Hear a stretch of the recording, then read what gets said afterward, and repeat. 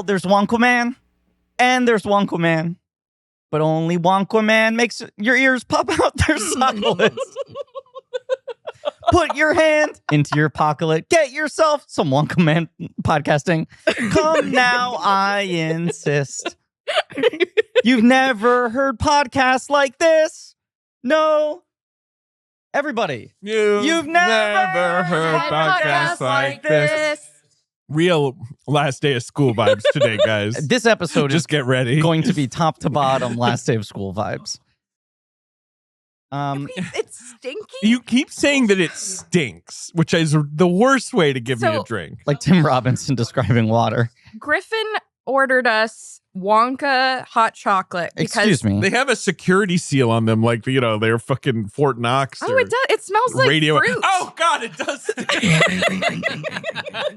No, I didn't order, to be clear, I did not order hot chocolate. I ordered scrumdiddlyumptious strawberry hot chocolate. Oh, God, Griffin. God. As is tradition, this was Ben's idea. Wait, in what way is this tradition?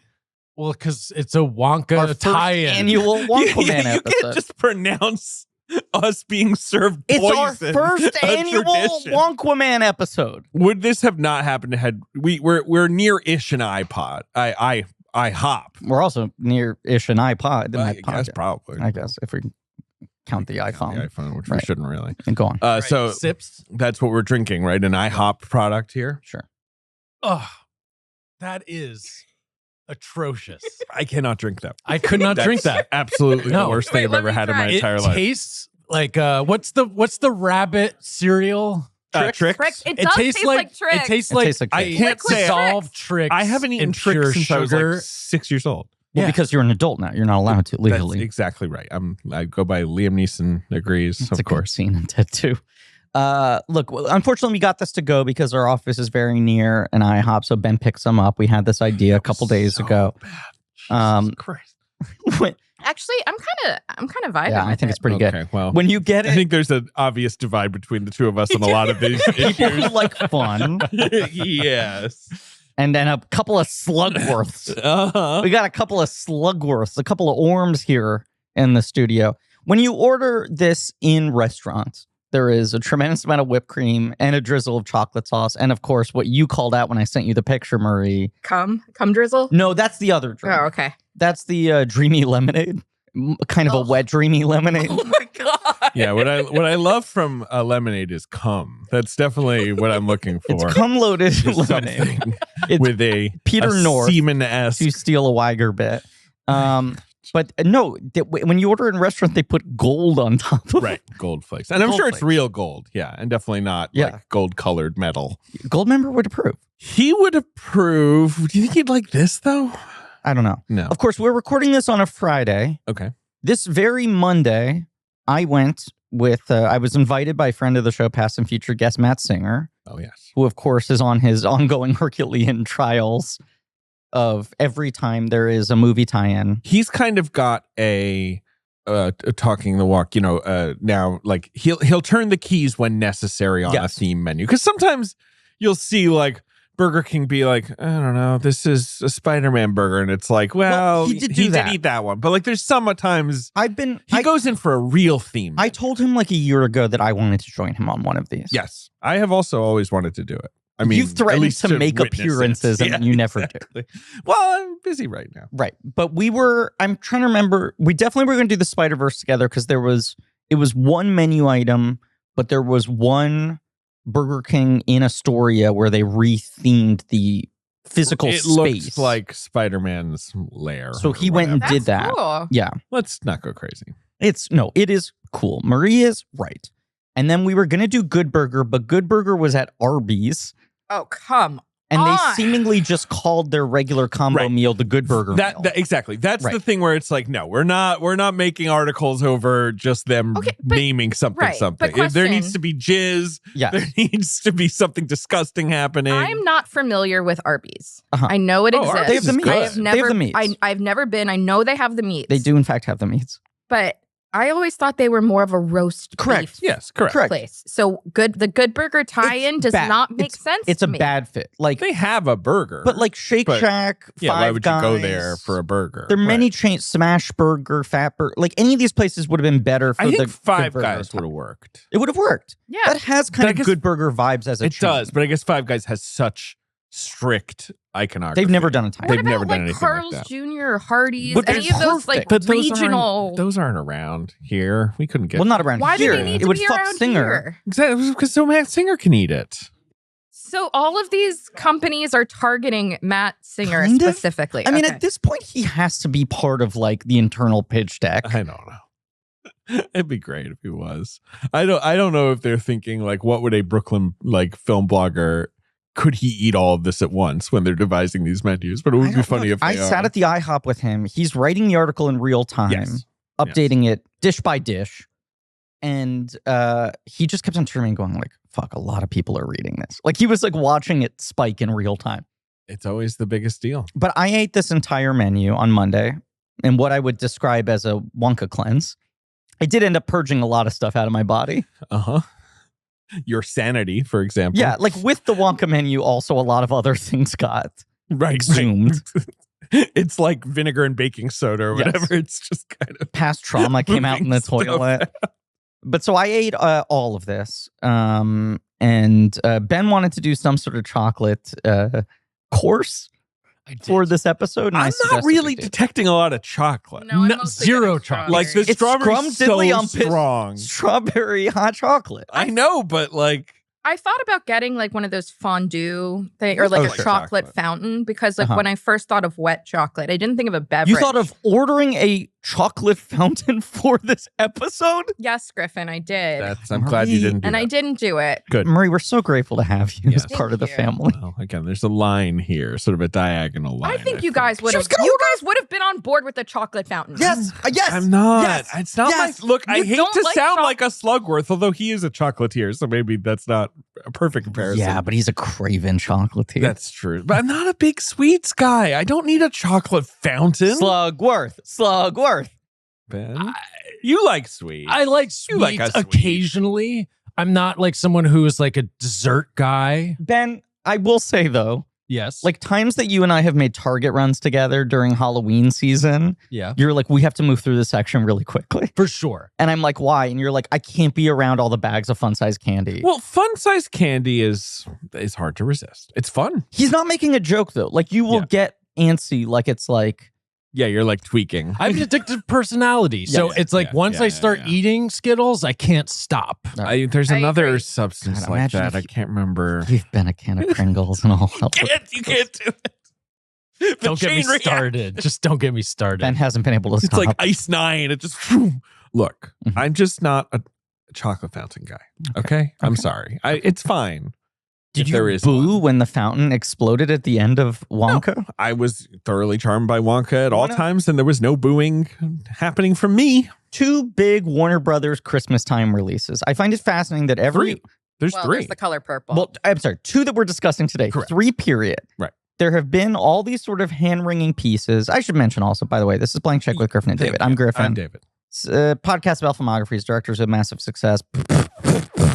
Who cares? Who cares? Who cares? This is We're just not doing kind of, that right this now. episode is just sort of, this is a celebratory end of 2023. Correct. We are going out with a bang. Let's have fun with it. yes. Sort of episode. That's true. We're covering. Look, it was your idea, so Yes. introduce yourself. Hi, my name is Marie Bardi. I guess I have a different last name now Bardi, too. Bardi. Salinas. Plus. So I really did not.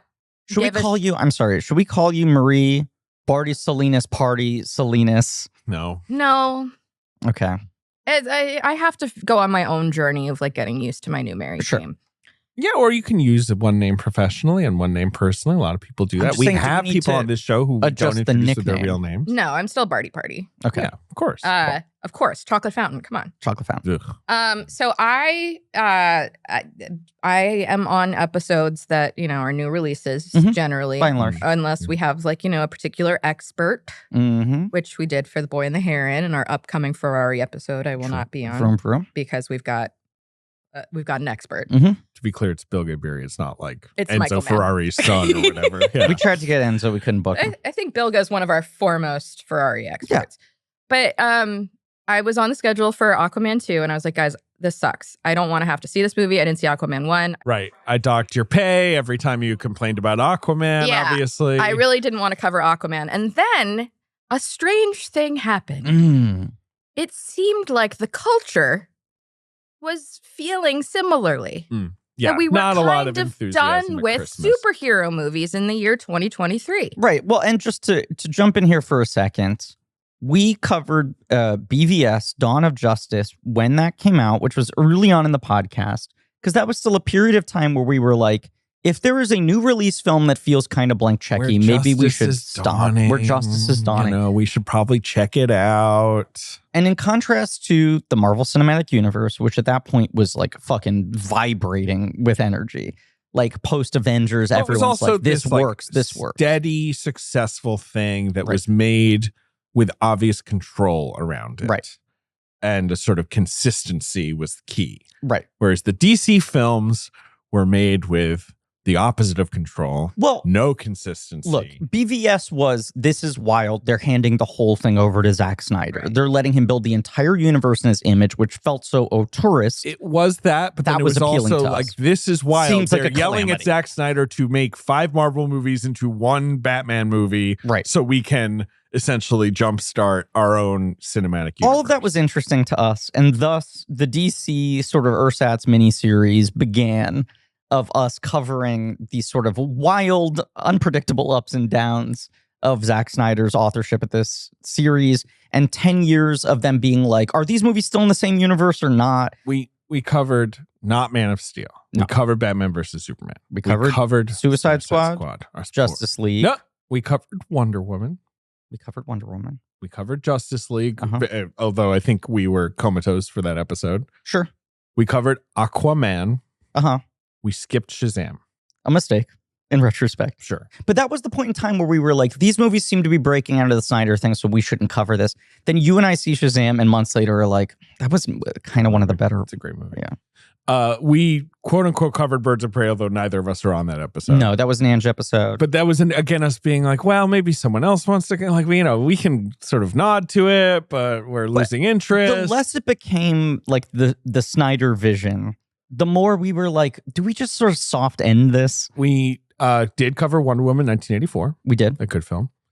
We did not cover The Suicide Squad. No, a great film. It's really, I rewatched it recently. So good. It's really fucking good. We did not cover Black Adam or any subsequent power balances shifting or anything Right. like We didn't that. cover any of the 15 Black Adam spin-offs or sequels that happened. We did not cover Shazam Fury of the Gods, but shout out Rachel. Mhm. We did not cover The Flash because that was too cursed even for us Sure. to consider. We did not cover Blue Beetle, which I watched Yeah. in like 8 parts because it was so boring, Griffin. The most fucking nothing movie. You're anti-Blue Beetle? I like You just George watched Lopez. I just watched Okay. it. After my move, I was like, my brain can't handle anything. Sure. I'm watching Blue Beetle. Yeah. And like, I'm just like, this is so boring. What are his powers? That's what I was going to ask. What is the What- beetle? I get that he has a suit and it's sort of Iron Man. He's somewhere between Iron Man and Green Lantern. But What? What are Green Lantern's powers? Green Lantern can conjure got a anything from ring? his imagination. He can what?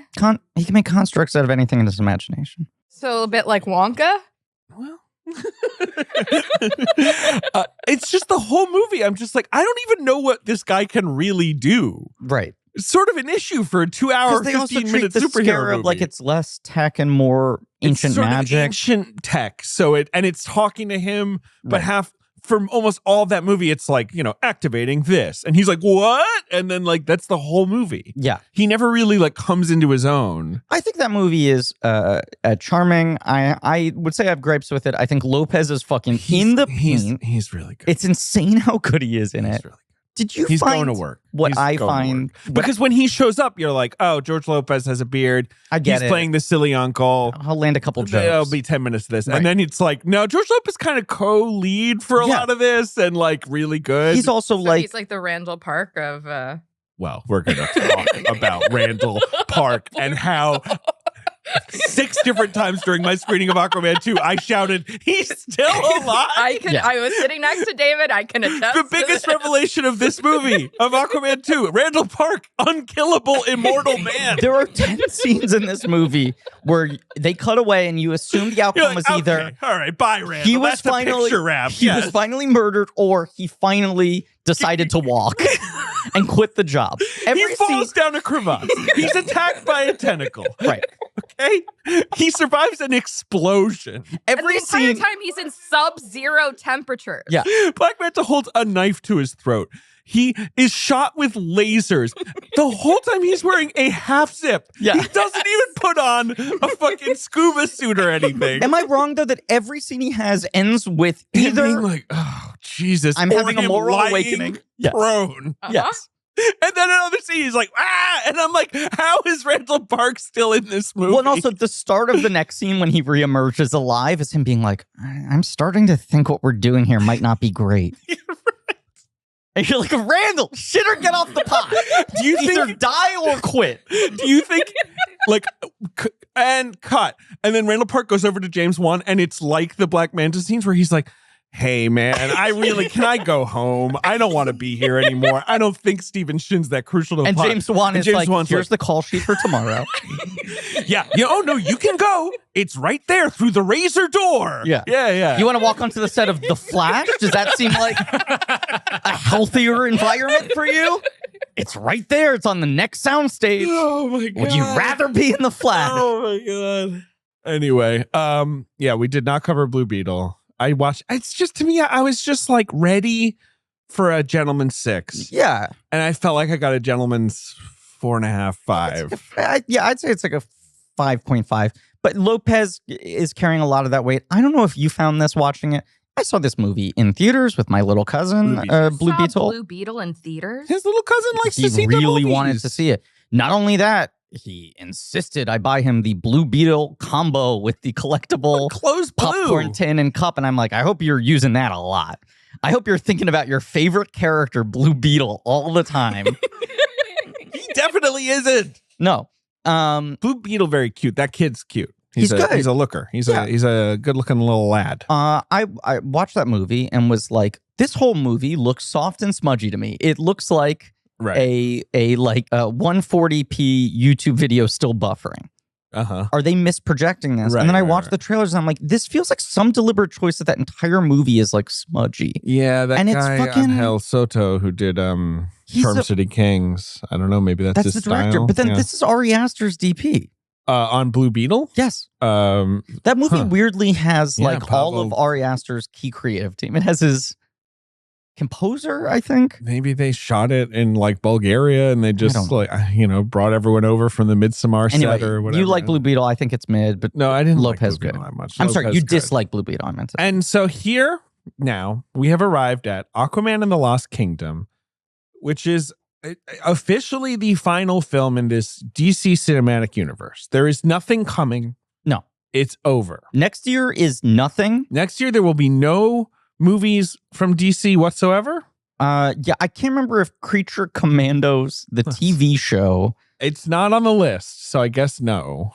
is supposed to come out next year or the following year. And like obviously next year there is Joker Folie à Deux, but that's not And we've got the in any Penguin universes. series on Max, Right. which And that's is not attached to- part of. When do they announce that that is part of whatever Gunn is doing?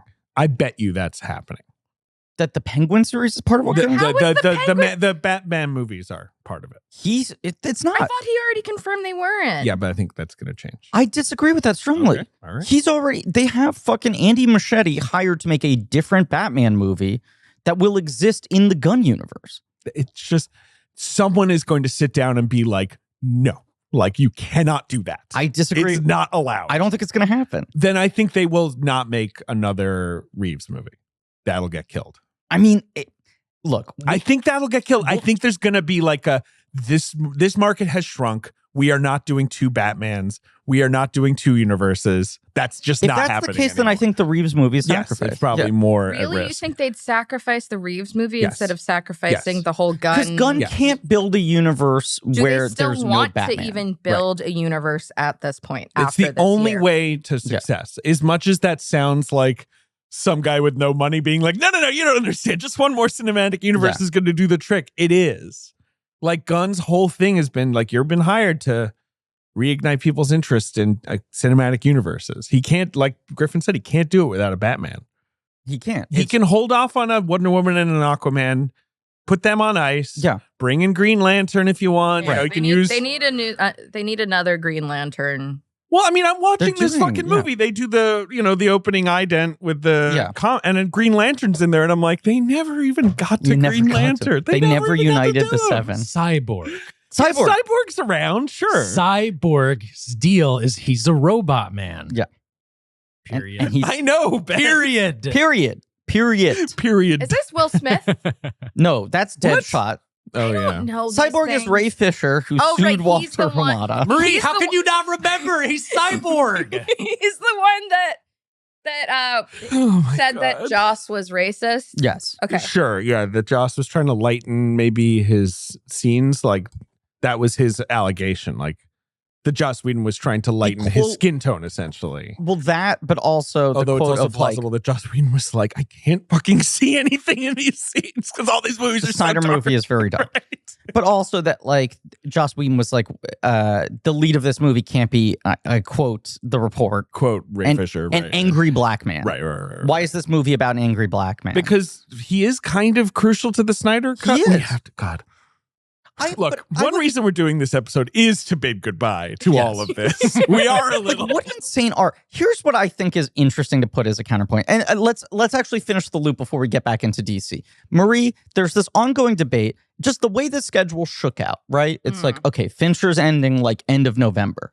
Then we have a handful of new releases, Boy and the Heron, Ferrari, Maestro. Gotta cover those, right? We gotta cover those.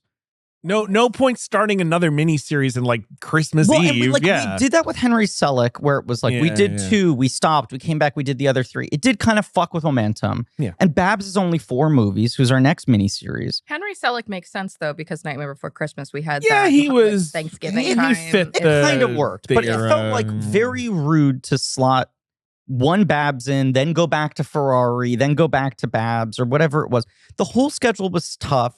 And so we had Aquaman just put down there. And I kept on being like, David, is this movie not going to exist upon release? Is this worth devoting an episode to? And your argument was, A, let's bid farewell, to do, see you forever, was DC Universe done. Sort of right, like that. Like it's our way of bidding goodbye. But also months of conversation that was truly you saying, and by the way, Griffin, open to pitches. Come up with any other fucking thing that fits in Something's got to go here. We got right. 1 week where we don't know what to do, and the second best pitch was take 2 weeks off. Yes. Which is not the worst pitch. It was not. But that was the close second was we just do The 2 weeks other without thing episodes. I must emphasize is that I love James Wan's Aquaman. Mhm. I was excited for this film. It's and kind of a banger episode for I us, think and that's one a that I fun think people episode of ours. go Right, back right. to. Us being silly about Aquaman, because look, being silly about Zack Snyder movies can be harder. Yeah. They're so self-serious or whatever, but James Wan invites silliness. Sure. Looking like 31 to 36 million for the opening 4-day weekend. Yeah, dude. I mean, Warner Brothers, it's their fucking Zero Mostel and, they're at the end of the producers like, yes.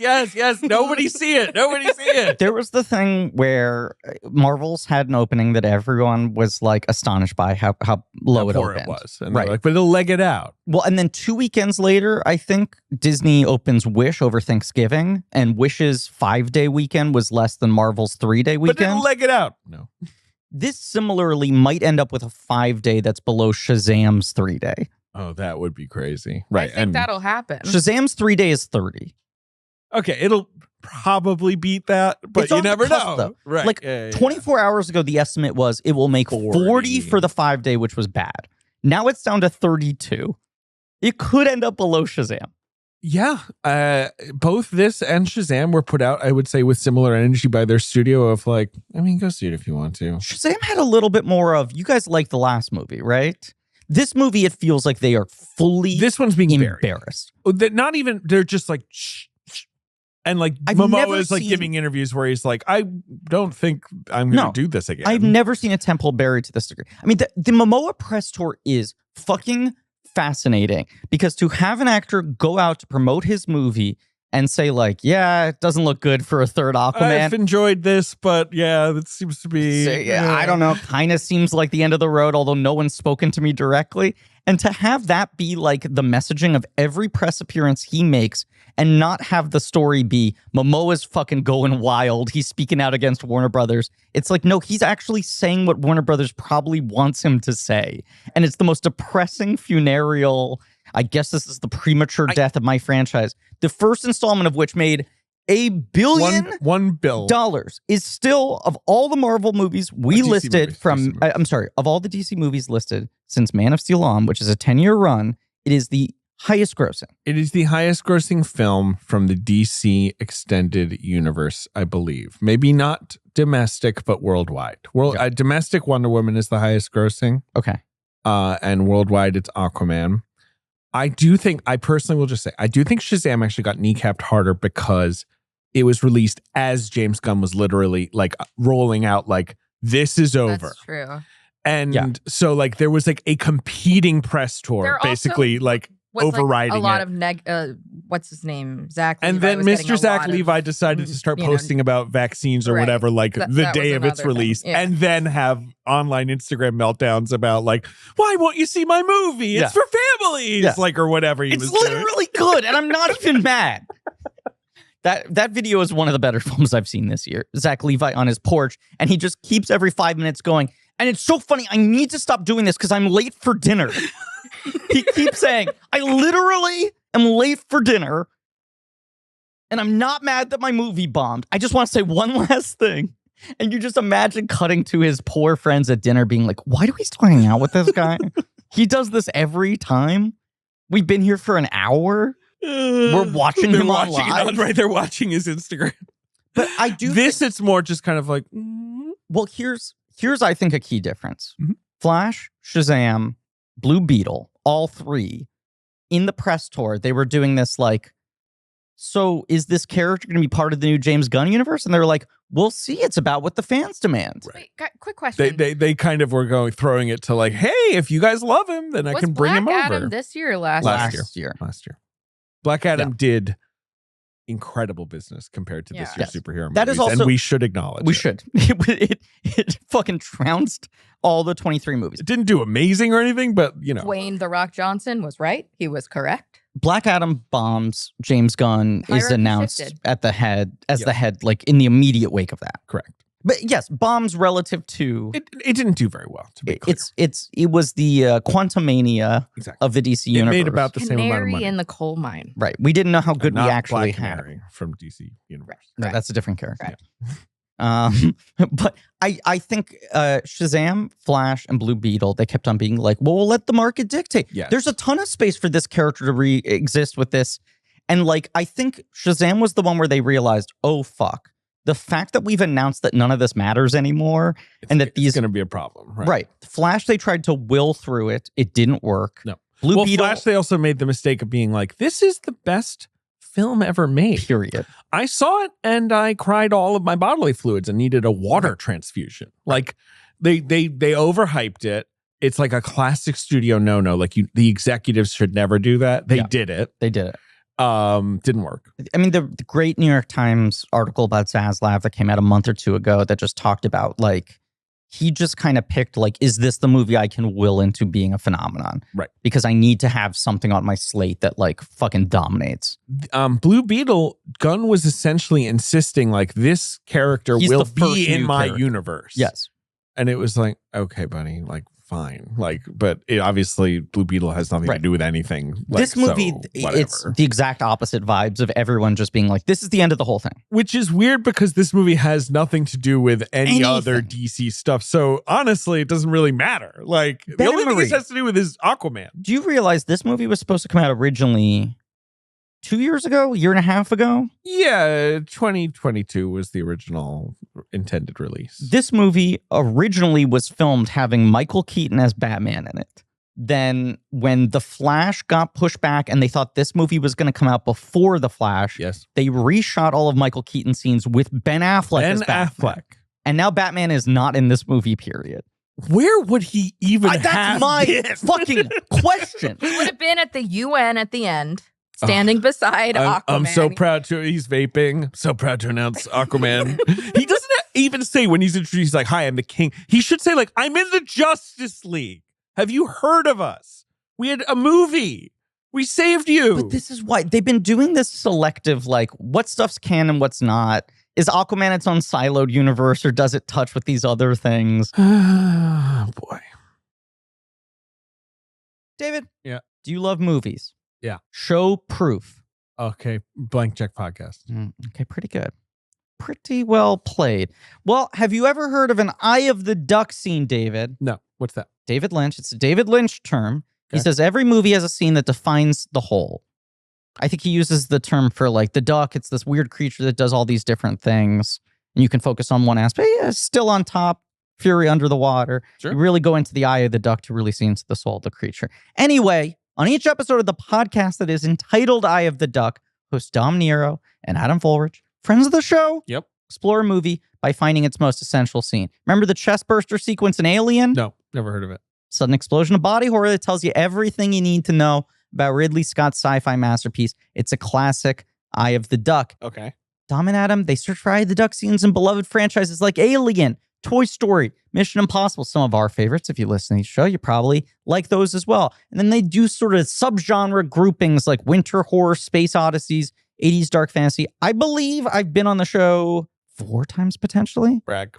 I've done Dial of Destiny, Lightyear, Spaceballs, and maybe one other one I'm forgetting. But the point is, in their latest series, Eye of the Duck 20XX, Dom and Adam are charting the history of the cyberpunk movement. Ben, What? Nice. scoping out Eye of the Duck scenes in totemic films like Blade Runner, Tron, Akira, The Matrix, and more. You explore the scenes at the heart of your favorite movies by listening to Eye of the Duck, wherever you get your podcast. New episodes drop every Monday, and you can listen early and ad-free on Amazon Music or the Wondery app. Eye of the Duck. Check it out. Anyway, we're debating whether or not to do this episode, and Marie comes up with a once-in-a-lifetime pitch. Wonkquaman. Wonkquaman.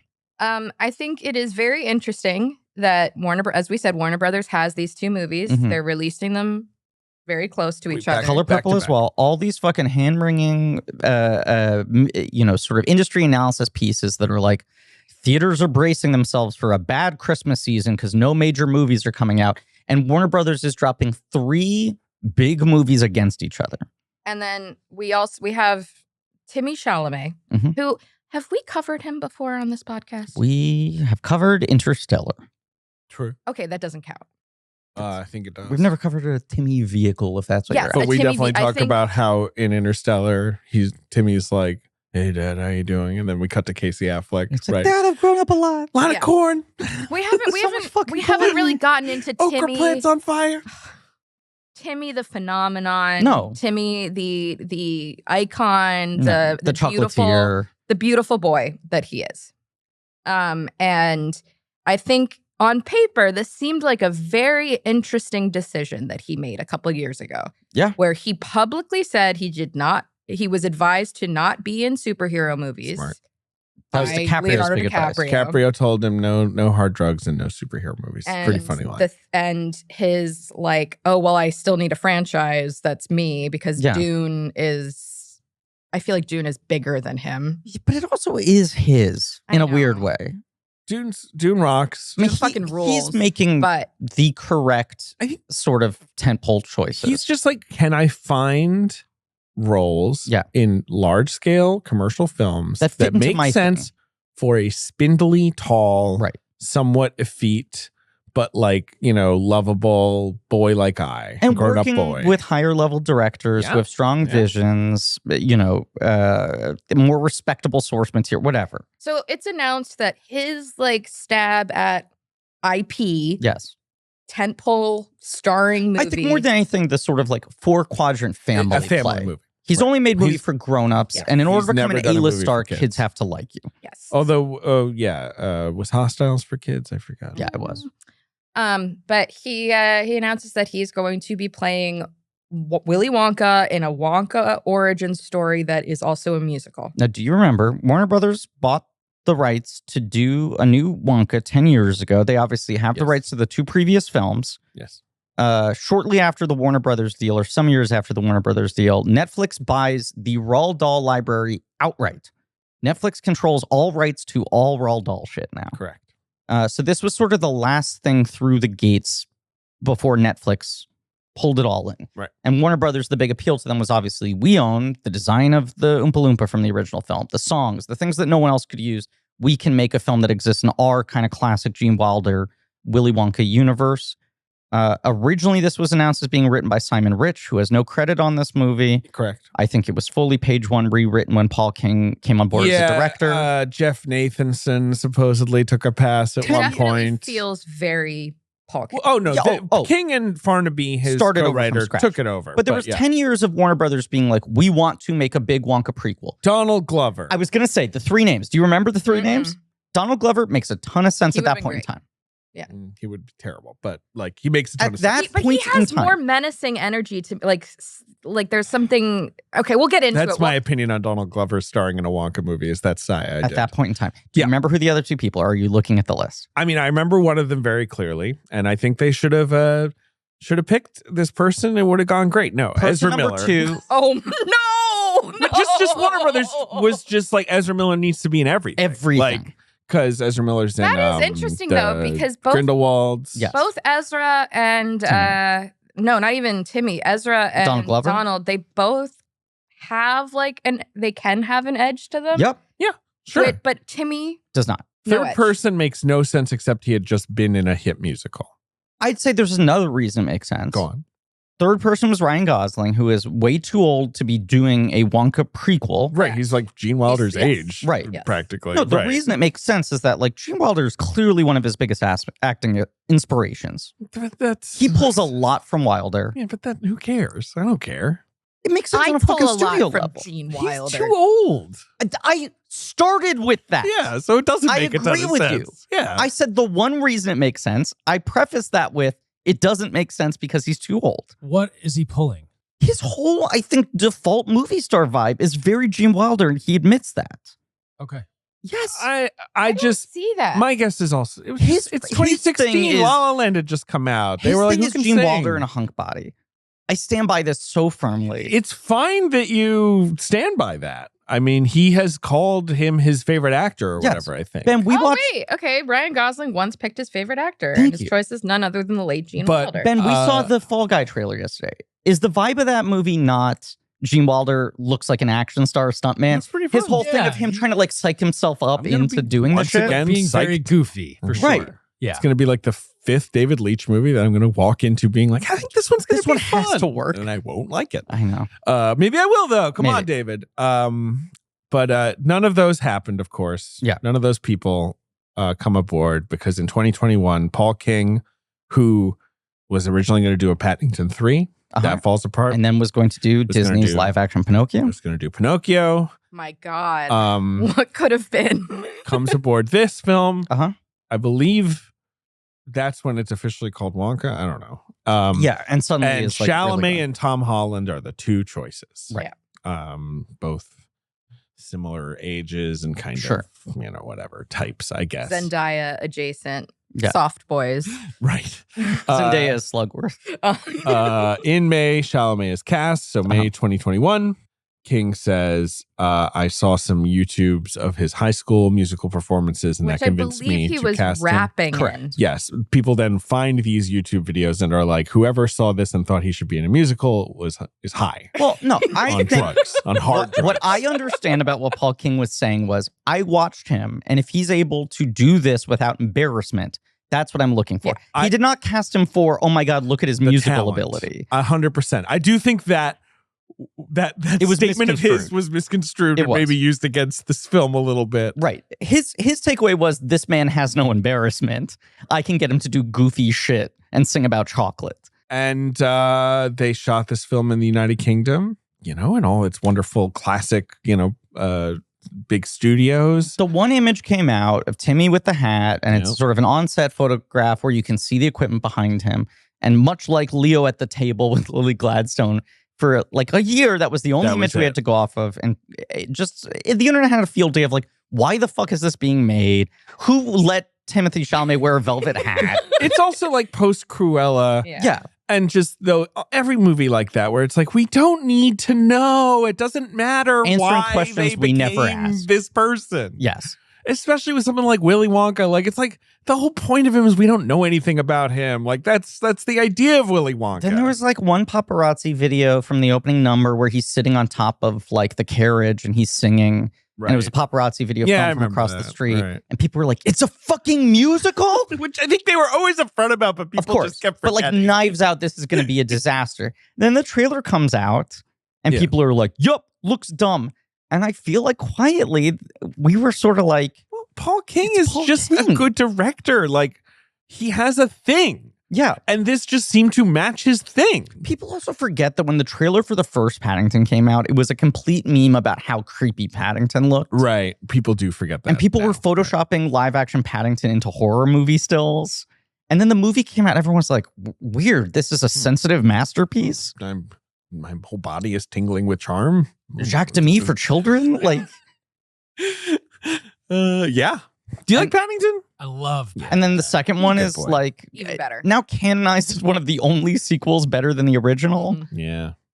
Has become like a just sort of shorthand movie for undeniable masterpiece. It is a right? generation's classic now. Like Yes. people in our generation and even below are just like, yeah, Paddington 2, obviously. to the point Like, where it no now one can almost dispute. has the like Christmas Story is overrated. Everyone shut up about it energy. But also Paddington Peru is coming out and it has like Godfather 3 energy where people are like, you can't top 2. Well, Like you're look, doomed. I have been less negative on Wonka from the moment Paul King was announced than most people. As much as I agree with you, I'm just like, fundamentally, I don't need to see young Wonka. My whole thing against it the entire time has not been anything the movie was putting forward and it was marketing in its marketing materials.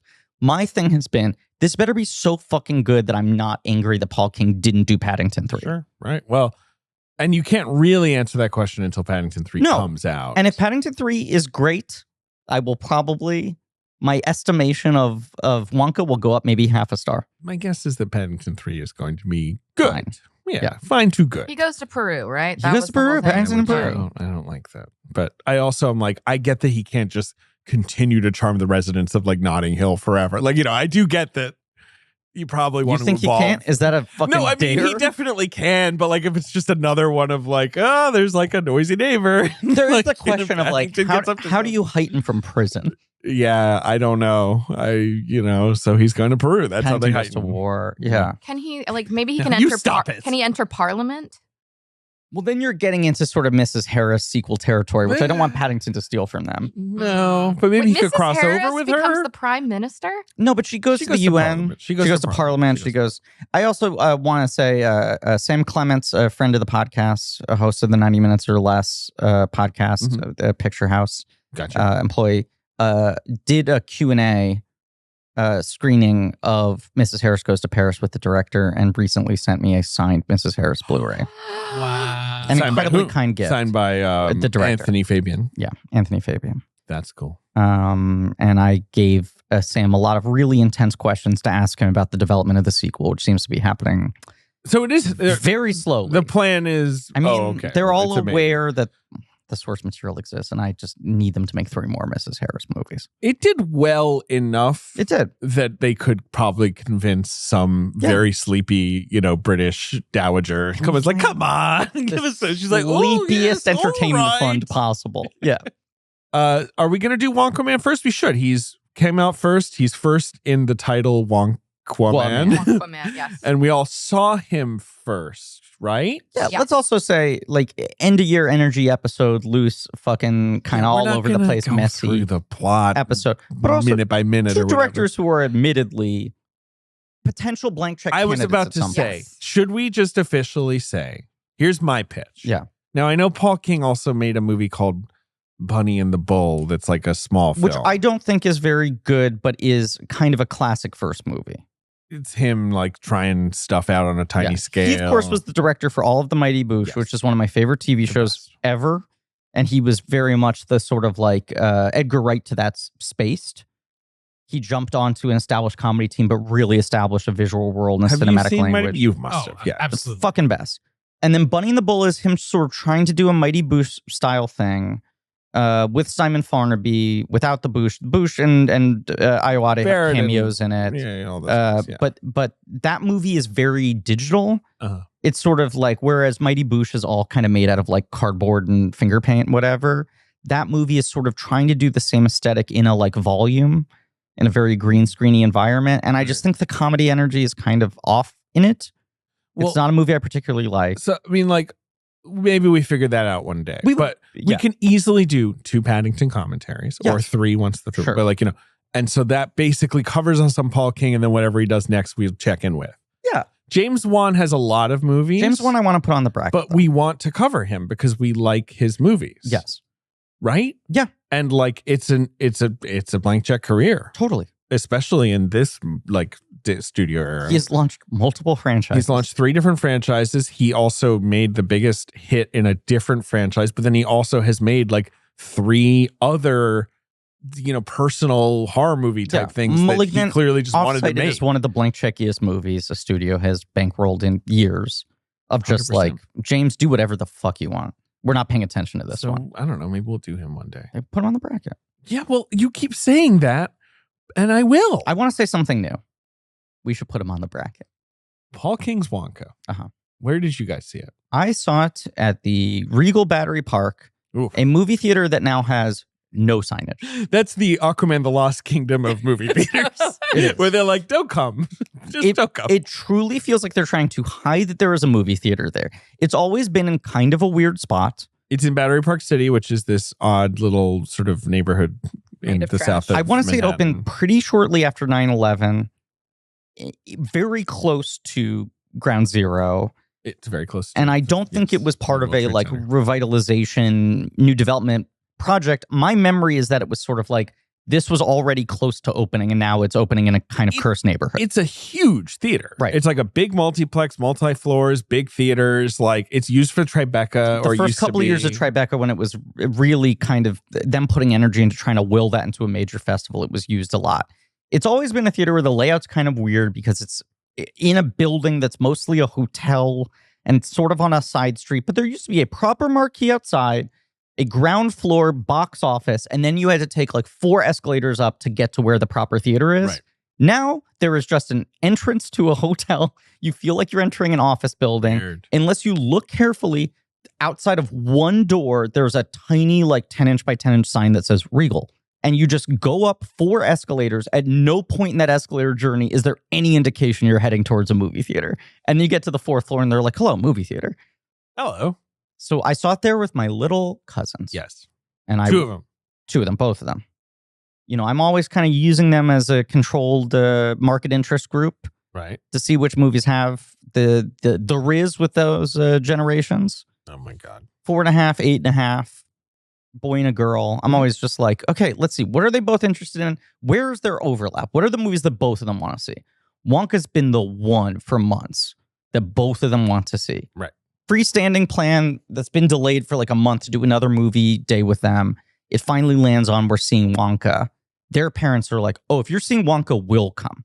Oh, okay. Now, often when I take them to movies, it's sort of like I'm doing a mitzvah. I'm helping take one kid off the hands for a couple hours. Right.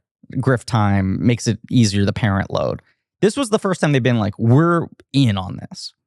Mom, dad, 2 cousins, myself, Romilly, all go see Wonka. Okay. Romilly went? Yes. Sunday. Well, because when I thought I was taking both of them without the parents, I was like, I can't handle both by myself.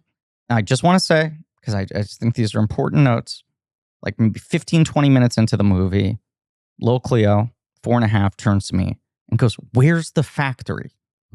She's not going to like it then. It's not coming soon. And I said, what? She goes, the chocolate factory. And I said, when are we going to get to the fireworks factory? It truly was. And I said, well, Cleo, this is like, it's young Wonka. He's got to build the factory. And she just goes, he's got to build it? Well, she can go watch Charlie and the Chocolate Factory if she wants to see a chocolate factory. This is the other interesting thing. Right before the movie started, when the Warner Brothers logo comes up and the little tinkles of the piano music, pure imagination play, she turns to me and she just like has like kind of a wistful smile on her face. And she goes, it's been a long time since I've seen a Wonka movie. She's 4 years old. How long could it have possibly been? Been a long time since I've seen a Wonka movie. But she's aware. She's seen both of them. Sure. She's like the grand tradition. I think she sits down and is like, I'm going to see a third telling of Charlie and the Chocolate Factory. Well, she needs to pay better attention to her brand IP. There's a second Wonka movie? We covered it on this podcast. Tim Burton, Johnny Depp. I must have blocked it out completely. That's a good movie. That's a good movie. Because trauma response. Yeah, it was just so haunting. It's a good movie. It's a good movie. That I completely just... Good movie. Just, it was erased from my memory. It's a good movie. David, for the record, when we did, I know you look at Burton miniseries as our deepest, darkest I don't mind time. that movie. I kind of prefer it to the... That's what I just want to restate that, which was your opinion. I was going with his bit. But you also like the Gene Wilder movie less than most people. I don't really like either of those movies that much. And I don't like... Yes, I think I like the book. Sure. But not in some like way. Just like I was so obsessed with the book. And for some reason, the Gene Wilder movie was just not a big movie for me as a kid. I saw it like once. Yeah. And so the book remained my impression.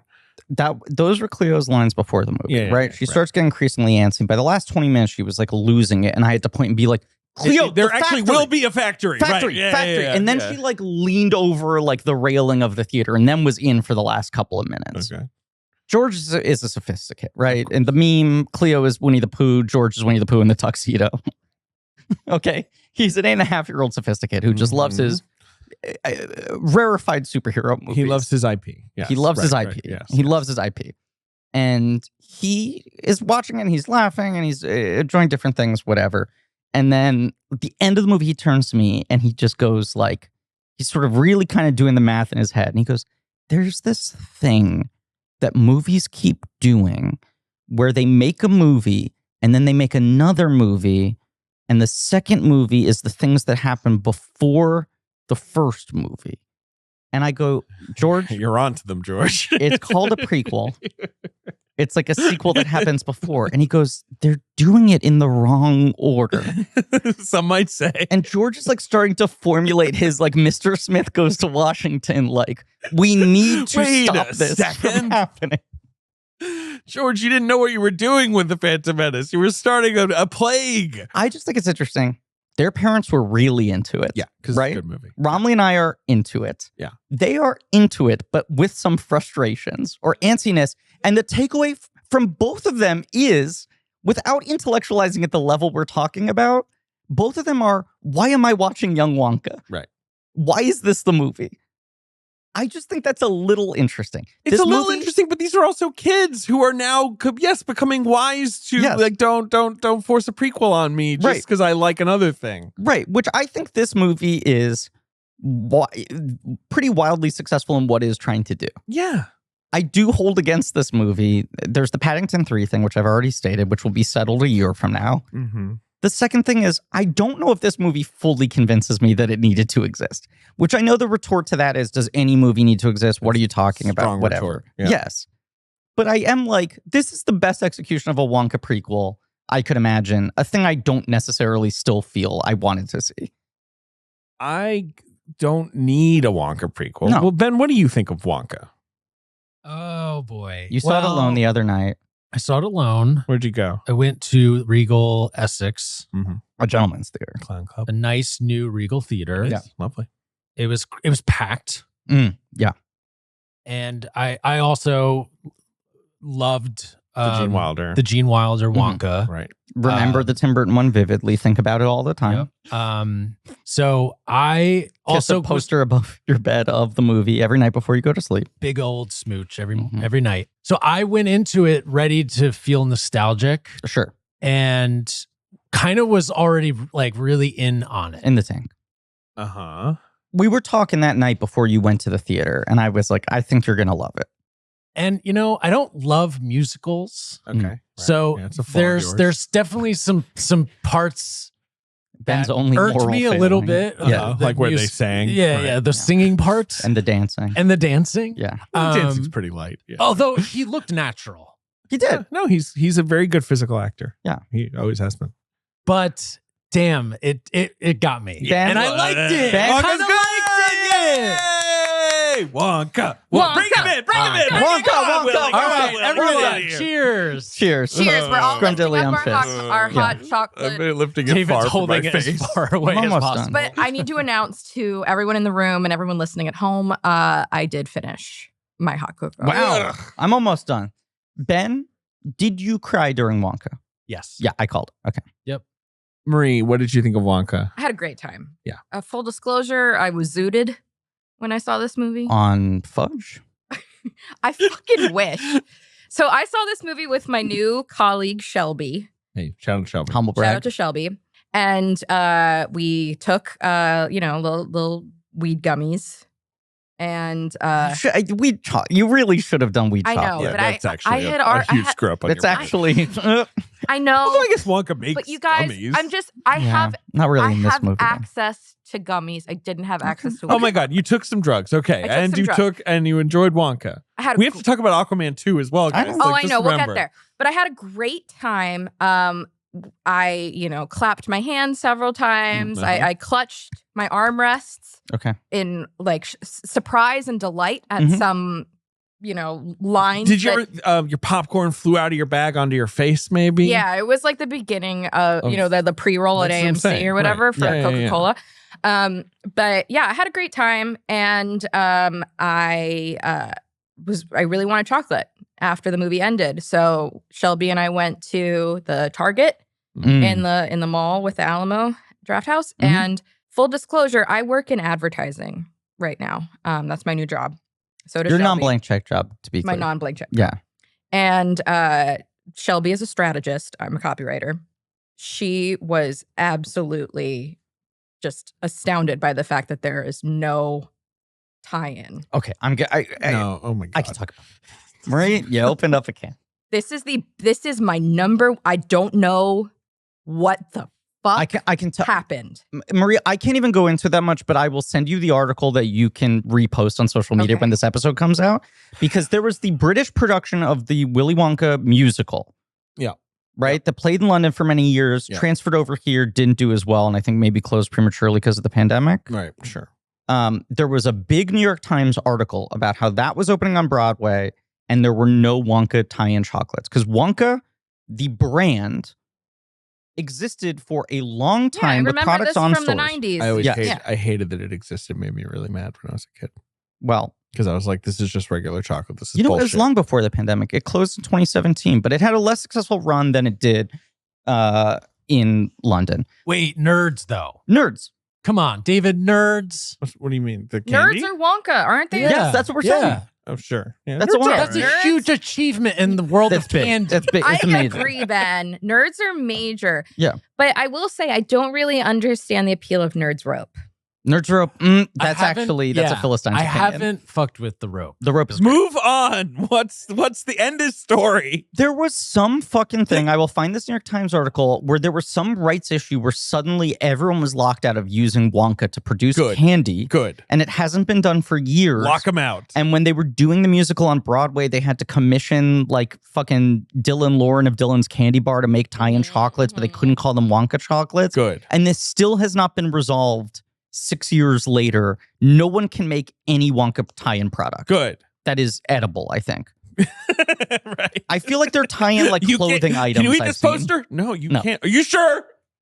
You can't make anything edible. It's just like kind of fascinating that that's like the obvious slam dunk and you can't do it. It is an obvious slam dunk, but I'm glad they can't. But they're leaving millions Yeah. of I don't dollars care. on I the don't care. table, Here's David. my take. I don't need them to make money. Fuck them. That's my take. You don't need them to make money, but No. I really wanted to eat I special want to eat Wonka Wonka chocolate. Why don't you just eat other You know chocolate? what I did, David? Sorry, I know Ben is like freaking out right now because the levels are out of control. Ben is- and Sorry, we both Ben. are like Ben looks very gripping our unhappy. mics. I bought 2 6-packs of Russell Stover's chocolate-covered marshmallow ornaments. And that shit doesn't make you fucking hover. it doesn't. But this is the problem. No Wonka chocolates in stores do Yet! anything. Yet! As a kid, I am reading wonderful books about Yes. chocolate that turns you different colors and Wonderful. shrinks you and does all this crazy stuff. What a fun time. And then they're like, yeah, well, you can buy Wonka chocolates in store. What's the deal with it? It's milk chocolate in a bar form. That's basically it. Laffy Taffy though, David. But you can't just, God. Sweet tarts, David. I hate sweet Pixie tarts. sticks. That's Pixie another stick, everyone has achievement. pixie sticks. Have you ever seen the huge just pixie sherbet. sticks? They're like this big. And you could just pour it down your head. Oh, yeah, sure. Pour it down your What head. a genius idea. It's just drill a hole in my skull. Sugar. Yeah. So I don't want Warner Brothers making money. Oh, here, Griffin's sending us. Right. There's no chocolate. The weirdest thing is that plenty, but nary a Wonka bar to be there's found. literally a theater. Now, it's not on the West End. It's off the West End. Okay. It's fringe, as they would the say. Chocolate Factory. Called the Chocolate Factory. Yeah. And I think they didn't do it there. Correct. It's like that feels like a missed opportunity. Yeah. Yes. Wonka. I saw Wonka at my house because Warner Brothers sent me a screener. It must be nice. And 1%. Did in you your watch ivory Did you tower watch with the Boss watching Wonka. Baby? Didn't watch with the Boss Baby. I watched with my wife, a Boss Baby in her own right. Mm-hmm. Mm-hmm. And it was one of those things where 5 minutes in, I was like, I don't know about you, but I'm pretty charmed right You're into now. it. Sure. And 10 minutes in, we're both just like high-fiving each she other. was loving it. Okay. Loving She likes musicals a lot. Likes musicals, Yeah. likes Paddington. Mhm. And I'm like, this is the Paddington guy. And she's like, yes, you're right. It is the Paddington It guy. is interesting when you have the phenomenon of a guy like that where it's like his name is not known by most No, people. Sure. But Right. yet, if you tell to anyone who is not super looped into movies, by the way, do you know that Wonka was made by the Paddington guy? They like light up. Yeah. It's not like, I don't care who directed it. They're like, that means something. The lights are coming down in the theater. I turn to Romley and I go, by the way, you know this was made by the Paddington people, right? And she goes, it was? And she like sits up, is now locked in. Yes. Yes. So Wonka is good. A+, 5 stars. I'm going to have to give it a major smile. You gave it a major smile. That should be, you should have a newspaper column where it's like major smile, thin smile, expressionless. Ben's smile of the week. Slight frown, scowl. I can't wait to find out what expression Aquaman 2 The Lost Kingdom gets from you, Oh, yeah, Ben. that's Maybe maybe the column is called, what shape is Ben's mouth? The thing is, the opening of Wonka, Yeah. where he's doing the whole song to himself with the and he's losing all his money. Yeah. I'm just like, that was incredibly well done and charming and Yeah. like, perfect little like, storytelling. Well, look, and it's broad strokes, but the moment where he says like, what's the denomination of money? I have 1 silver. Silvers. He starts with 7, right? But what do they call it? Yeah, no, I know. God, what is it? Hold on. They're not called like single. I think it begins with an S. Silver sovereign. Sovereign. There you go. That's There, it. you go. There we go. There you go. Whew.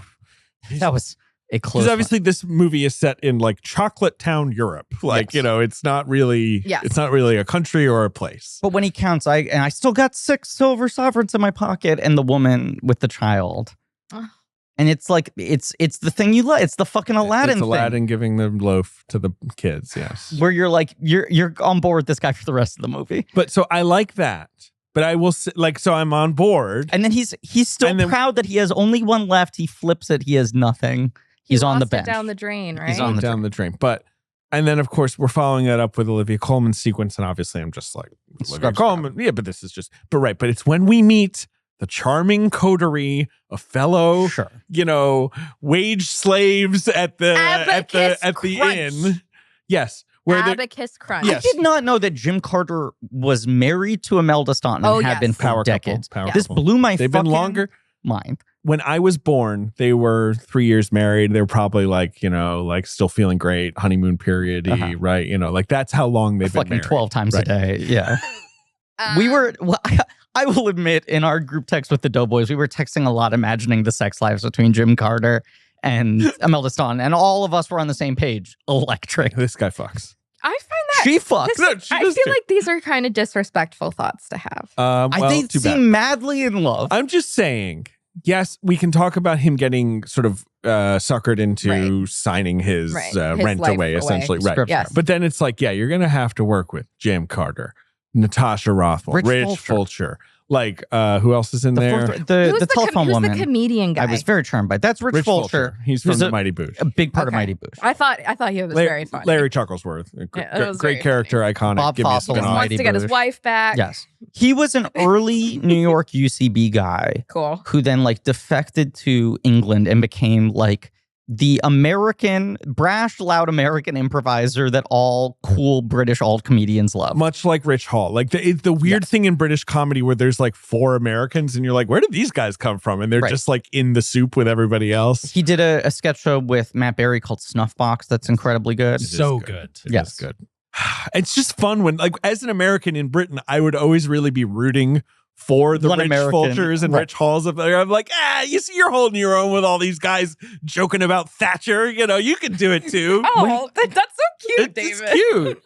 Rich Fulcher is one of these guys Representation matters. where it's like his go-to persona is sort of like what a British person would do impersonating an American. Yes. So they're like, they welcome sort of to lean the into it. Right. Yeah. Yes. Yeah. When they're all introduced and they were like, yeah, we all have our problems and we're all like in our drudgery here. Scrub. And I'm just like, Wonka's going to turn all their lives around and they're going to become a makeshift family and they're going to create dreams together and it's going to be wonderful. I'm just like so happy. I know. I'm so happy to realize this, that it's not going to be about reckoning with Willy Wonka's legacy with the Oompa Loompas. It's not going to be about like chocolate, you know, it's not going to be chemistry, it's not really right? going to be about colonialism. It It's- is going to be about income inequality. Yes. And it's going to be about capitalism. But It's the systems of power all working together to suppress the commoner. Right. It's not going to be the annoying version of like Cruella where it's like, why does she hate Dalmatians? I'm like, I don't care. And they're like, well, what if I told you Dalmatians attacked her family? I'm like, Chased her that mother sounds off a cliff. stupid. But I don't want to know. Chased her mother off a cliff. I mean, I will say, Instead, it's just like you're giving me Paddington with Willy Wonka. Yes, it is Great. they are. So I listened to the Big Picture episode on Wonka. Haven't heard that one yet. Well, I Sean Fennessy, not a fan. Amanda and Joanna Robinson both cried. Sean at Wonka. Fennessy didn't like Wonka? Sean Fennessy Sean, didn't. I'm shocked. He texted me that he didn't like Wonka. I've been Yeah, texting him a lot about it. you know what? It's okay, but he's allowed to be wrong. But He is. But he is wrong. was like, oh well, you know, Wonka should have like menace and mean streak. I'm and already all of out this on stuff. this. But Wonka should have is just not a sentence I need completed. David, I totally agree. But I rewatched the Gene Wilder Yeah, Wonka after Mel seeing Stewart. this. Yeah. Mel Stewart. Stewart, that's his name. Yeah. They set up certain things that Wonka later there are some the thematic fact ties. Wonka not being able to read Yes. Yeah. and then getting suckered by fine print Yes. is a major plot point Mm-hmm. in Yeah, Willy there's Wonka a the couple Chocolate Factory. things where they're like, what's a funny thing we can that's do like, with that? But that's right. like an origin story sort of thing, but it's Sure. not coming from a place of like dark malice. Like everything is handled with a light touch. I just also, I'm like, I don't like this X should Y. No, Gene Wilder did something. Someone else can do something else. It's fine. Also, as long you as it get- works. Bitter and sad as you get older. And you trap yourself in a chocolate factory with no friends? Yes. Yeah. I mean, where does Can I- friends go? That's my Can question. I say the two things you guys are all going to scoff at? Scoff so hard at this. Thing number one Mhm. is a sidekick to the Cat in the Hat. True. It's true. As is thing number 2. So what's Thing thing two, number 3? basically, same story, different verse. What's thing number 3? My first thing is, I think Timmy is good in this. I wholeheartedly love that he did this. I think it rules that he did this. I think it And that rules he kind of that he pulled pulled it off. Right, yeah. And I'm like, I think this is really encouraging for like the sort of big picture, long-term thinking of the kind of career he's building, where it's like, you cannot just stay in the sullen zone, right? Like when he signed on to Dune, David, that was a moment where you were getting a little burned out on Timmy because of like Beautiful Boy and some stuff. Yeah. And you were like, is he going to keep doing the same thing over and over and over again? He gets cast in Dune and you're like, that's like the one big thing he's kind of perfect for. He found the thing that makes sense. But that's in his on a big scale. Yeah. in the zone, right? Yeah. Wonka's him stretching to a different corner. It's high school YouTube rap videos. I love that he did it. I wish he was like 10% more insane in this movie. I'm not even talking about the darkness Yeah, because I know I what you mean. accept that as a that comes more later. Wilder's take. It's because it's not even as much Roald Yeah, Dahl's I haven't read the book. I Yeah, don't know. it's really if that's Wilder's part take. of I don't the need him source even to be material. doing it the same way as Wilder. Right. But I want a little bit of that More unpredictable loopiness. mania. They have their moments. They're the ones that are in the trailer of him flipping the words up and things like that. Yeah. I want a little bit more of I can't quite figure this guy out energy. But I 10%. think it's just like, this is Paul King, so he's whimsical. I want 10, but there's a whimsical way to do that. My second thing is just, it's not even the Gene Wilder stuff. It's like, I want 10% more, just a little Roald Dahl darkness, nastiness, just a little bit. I think that's in I the think there folklore. is. They get imprisoned, Yeah. Griffin, in the They basement. try to drown them in chocolate. I bring it up only because I actually think Mighty Boosh has that kind of vibe to But it. I Mighty think, Boosh isn't for kids. no, but I think Mighty Boosh feels a little more Roald Dahl in a way that when they announced that he was doing Paddington, I was like, Paul King feels a little hard edge to be doing Paddington. And when I see Right. Paddington, I'm surprised of like, Oh, he you really- adapted to the material. I wanted to see him bring a little bit of the edge back. Once again, both of these things for me are just percentages. Yeah, and also I'm just sort of like, we're sitting in a room, us grown people, being like, why wasn't Wonka edgier? And it's like, we all need to Not edgier. I just we think all need to go get into a lake. we do. and I jump agree. We inside need of to it. drown inside fucking scrumptiddlyumptious hot chocolate. Here's a different thing I want to say. About Wonka. In counterbalance to my little cousins being a little annoyed by the prequel of it all, right? Had they seen a prequel before this? Yes, because George was calling out the systemic. I understand. And so, like, what prequels had maybe... I don't know, but he said they keep doing this thing. Yeah. He didn't All like it. Yeah. Okay. Yeah, I don't like it either. Right. They both seem to enjoy it, had those gripes. Why am I not at the chocolate factory? Why is this happening? Why am I seeing the early part later? Yes. Anecdotally, this is the movie I think I have received the most holy shit, have you seen Wonka yet texts. Any movie this year. People, not to use this word, but normies who don't see a ton of movies Yeah. coming to you But then- being like, hey. I'll also say like some of my like most discerning comedy nerd friends, Sure. film people, like all quarters. Sean Clements, I'll blast him out. Yeah. Sean Clements went to see this in Las Vegas I by just- himself In the or something. sphere? I don't think he's... Can you imagine seeing Wonka in the I sphere? wish. I think I truly got 15 different texts from people at different levels of how often am I in communication with them. Yep. It was not a follow-up to, oh, this is someone I've been talking about Wonka with. Got 15 different, holy shit, have you seen Wonka? I want to talk about Wonka texts. I do think this movie is like basically by and large winning over all adults who see it. Except for Sean Fennessy. Him liking Wonka would have surprised me. And I say that with love to Sean Fennessy. He's a bit of a Slugworth. The energy of all these people was, by the way, I went to see Wonka opening weekend. I assumed it was going to be kind of shitty, and I'm kind of blown away by it. I do think this movie is benefiting from everyone being benefiting from cynical low about it. expectations. Yeah, the There's trailer. no The doubt. trailer was bizarre. They were didn't- rock yeah. bottom. Yeah. Because it's this combo of, I don't want a prequel. Right. I'm sick of Timmy. This looks too cutesy. Mhm. And then it's a musical? Yeah. Which they hid in Which the trailers. angers other people a different way. Why'd you hide it? Right. And then some people being like, Because ah, people like fuck. Ben don't like musicals. I know why they hide it. Believe me. I know what the You know, studio is up I to. found out my mom doesn't like musicals. Well, that's rude. What do you mean? She doesn't like musical. Like she just doesn't. She said, she's like, I don't like when they start singing. I mean, it really is a thing where I'm like, why are we singing now? Because there's chocolate and there's chocolate. Do You've you like never seen chocolate Ben. like this, Ben. Ben, do you like music? I love music. So I would then say what's the problem You just with them produced singing? your third Christmas album. Fourth. Fourth, he started Sorry. from zero. Oh, right. I forgot about this. The numerology of it.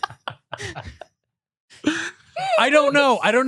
I get really taken out when they start, but I I'm think a lot of coming people- around a lot to of it. people do. I'm coming Yeah, a lot around of to it. I'm people trying. Struggle with the breaking of the. I mean, this movie, fourth wall this or movie, whatever. it broke through your barrier. Absolutely. It wore out your defense. But it wore out your defenses with its Paddington charm, not with its songs. I will Yeah. say, Yeah. I like all the songs in this movie. I like the music just fine. I'm a big fan of, Neil Hannon, who Sure. did the music from the Divine Comedy.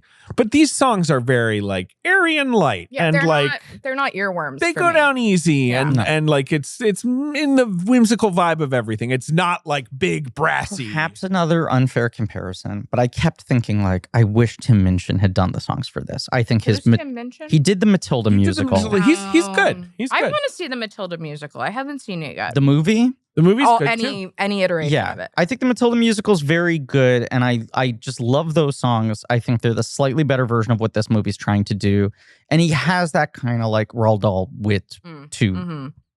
He's good. I mean, I'm not gonna beef with Tim Minchin, but I was a big head. Neil Hannon fan when I was a kid, and I had no idea relationship to this guy and his music. I had no idea he was doing this movie until I watched it, and I was like, "Wait, who did the songs?" I was realizing, like, and I was like, "Oh, fuck, Neil Hannon." I just feel National Express. Seeing the Matilda musical, I was like, "Yeah, this is what Roald Dahl songs should sound like. This feels totally right." And in this, I was like, "This is a movie that has songs that are pleasant in it." I would agree with that. Who did the Willy Wonka songs? The original? The original? Well, Anthony Newley. Anthony Newley. There you go. Did he write all of them? Well, I can tell Anthony you he wrote Newley, Pure of course. Imagination. Yeah, he did the score. From the Garbage Pail Kids movie. Sprinkle it with dew. I mean, great song. They're good songs. Those are good. Right. And then obviously the Johnny Depp movie is Danny Elfman writing music to Roald Dahl lyrics, 3 completely uncomplicated people. Mm-hmm. Yep. With Nothing perfect. Nothing But Deep to Roy is good. Nothing we to can agree that say Deep there. Roy is good. Yeah, Deep Roy. Can we say it? Best thing about that movie. Unproblematic King. I think so. I hope so. Fuck, I'm Googling him right now. Yeah. My hands are shaking. Don't let us down. Please. Looks like he's doing fine. David, Yes. your New Year's resolution is to have a working oven and or a grill? Oh, that'd be great. Because why? Because you miss Cooking. You miss cooking. I love to cook. Food. You love to cook food. Well, you know what makes that easier? Hello Fresh. That's true, because with HelloFresh, you get farm fresh, pre-portioned ingredients and seasonal recipes delivered right to your doorstep. And each HelloFresh box is packed with farm fresh ingredients. Everything arrives pre-portioned right to your doorstep for less hassle and less wasted food. Let's say you have to make meals for your family. Say you're a young boss baby. Okay? Yep, I do. You got to make sure you keep it fresh. You don't let recipe boredom strike, because HelloFresh has more options than ever before. You dig into their biggest menu yet, with over 45 dinner options to choose from weekly and even more market add-on items that suit any lifestyle. David, what's your personal experience with HelloFresh? Could you please share it? They've got some good recipes, some recent ones that I liked on their November menu. Tell me. Fully loaded pork taquitos Whoa. with creamy guacamole, pico de gallo, and hot sauce. How about a sesame soy beef bowl with rice and sriracha mayo and crispy fried onions? How about it? How about Italian chicken and pepper sandos? You love a sando. Yeah, and I love it when they're Italian. Potato wedges, tangy garlic sauce. They give you everything you need to make this stuff. It's all convenient and quick. Portioned. Everything's portioned out. So, right, you're not wasting anything. Mm-hmm. If you want calorie smart recipes, protein smart, obviously, if you have allergies that you want, to avoid something, HelloFresh can deal with all of that stuff really easily. By the way, Green Chef is now owned by HelloFresh, and with a wider array of meal plans to choose from, there's something for everyone. I personally love switching between the brands, being verse, and now my listeners can enjoy both brands at a discount from me. Now, David, some people say that breakfast is the most important meal of the day. Sure. HelloFresh agrees so thoroughly. They are giving all subscribers, let me clear my throat here, free breakfast for life. Free breakfast for life. That means you'll enjoy a crazy. totally free breakfast item with every single HelloFresh delivery. For life. And that feeds into our exclusive offer. Please go ahead. Go to HelloFresh.com/checkfree and use code CHECKFREE for free breakfast for life. Pretty cool. One breakfast item per box while subscription is active. That's free breakfast for life in italics at HelloFresh.com/checkfree. CHECKFREE. Code CHECKFREE. HelloFresh, America's #1 meal kit. Goodbye. Okay, I can't believe I'm doing this right now, but let's talk move it about the along. chocolate cartel. Sorry. So we Okay. have to talk about the chocolate cartel. We have to talk about Hugh Grant as Yes, we're going to talk about And this. that Let's comes do back. cartel first, Okay. because Hugh Grant actually takes a while to show up. He does. yes, The little orange man. Yeah, an Oompa Loompa I'm seeing here. Yeah. Doompity Doo. So, yes, Wonka arrives at Chocolatown, USA, not USA, Europe. He's got a rapidly decreasing number He of has silver sovereign in No his money. pocket. He signs up to stay at an inn run by Olivia Colman as Mrs. Scrubbit, having a blast with Tom Davis, I believe, who is the best as also her enforcer. One of the he's the big inmate in Paddington 2. Yeah, he's T-Bone. Oh, Yeah. I didn't make that connection. And then, yes, Wonka is essentially imprisoned in this inn doing laundry because he didn't read the fine print. Because he cannot read. But let's also say he's an innovator. He very quickly makes a dog-run laundry machine. He does, which rocks. And there's a whole Scrub song, best song in the show, probably in the movie, right? But also, yes, he goes to Chocolate Square or whatever the fuck to debut his chocolates. Hover Chalks. Eggs Which that make you fly. Yeah. And he is set upon by the chocolate cartel. Arthur Slugworth, who of course is a character in the book. Was he not created for? Maybe in the movie. I think he's created he's a character for in the Wilder movie. Right. In He's not in the books, there are the rivals who are trying to get the golden tickets and all that. Right. But and then so that's Patterson Joseph, a great actor. I don't know how you feel about Patterson Joseph. I don't have a ton of familiarity with his. You past never work. watched Peep Show? No, I have. You're right. I'm sorry, I forgot. Yes. Johnson. He's like perfect in this. He is so dialed into the tone of this movie. The thing with him, Ben, is he is like a great British theater actor, like A-list theater actor, right? And he's done a lot of TV and Peep Show. Have you watched Peep Show? You know. But then he was also like the fucking Clive Owen of Doctor Who. Right. When every time a new Doctor Who was going to get cast, he would be the favorite. Because it was like, this guy just makes sense. He's black, so like that would be like a big deal. But also like he's got the energy and the looks and the, he's been age. on Doctor Who a number of times. Yes. And like it I think it kind of almost became the Clive Owen thing of them being like, well, we can't cast him. Too obvious. Like everyone expects that. Yeah. He's awesome in this. Then you have Matt Lucas. Looking like Hitler. Who obviously any British comedy fan probably has seen him in something or other. Sure. Even over the years. And then of course he was on Bake Off and all that. Yeah. He is Tweedledee and Tweedledum. Right. And that's the thing. He did movies here. Yeah, right. He did like he's in Bridesmaids. Right. Yep. Yeah. He's Prod Nose. And then my personal favorite, honestly, is Matthew Bainton as Felix Fickle Gruber, the guy who barfs anytime someone says poor. He hates poor people so much they make him puke. That bit always got me. Yeah, it was funny. And they pay off Keegan-Michael Key, who is a police officer who speaks with a Brooklyn accent. Ian's really good in this. He rocks in this movie. Did we need to do fat jokes though? I thought it was really funny.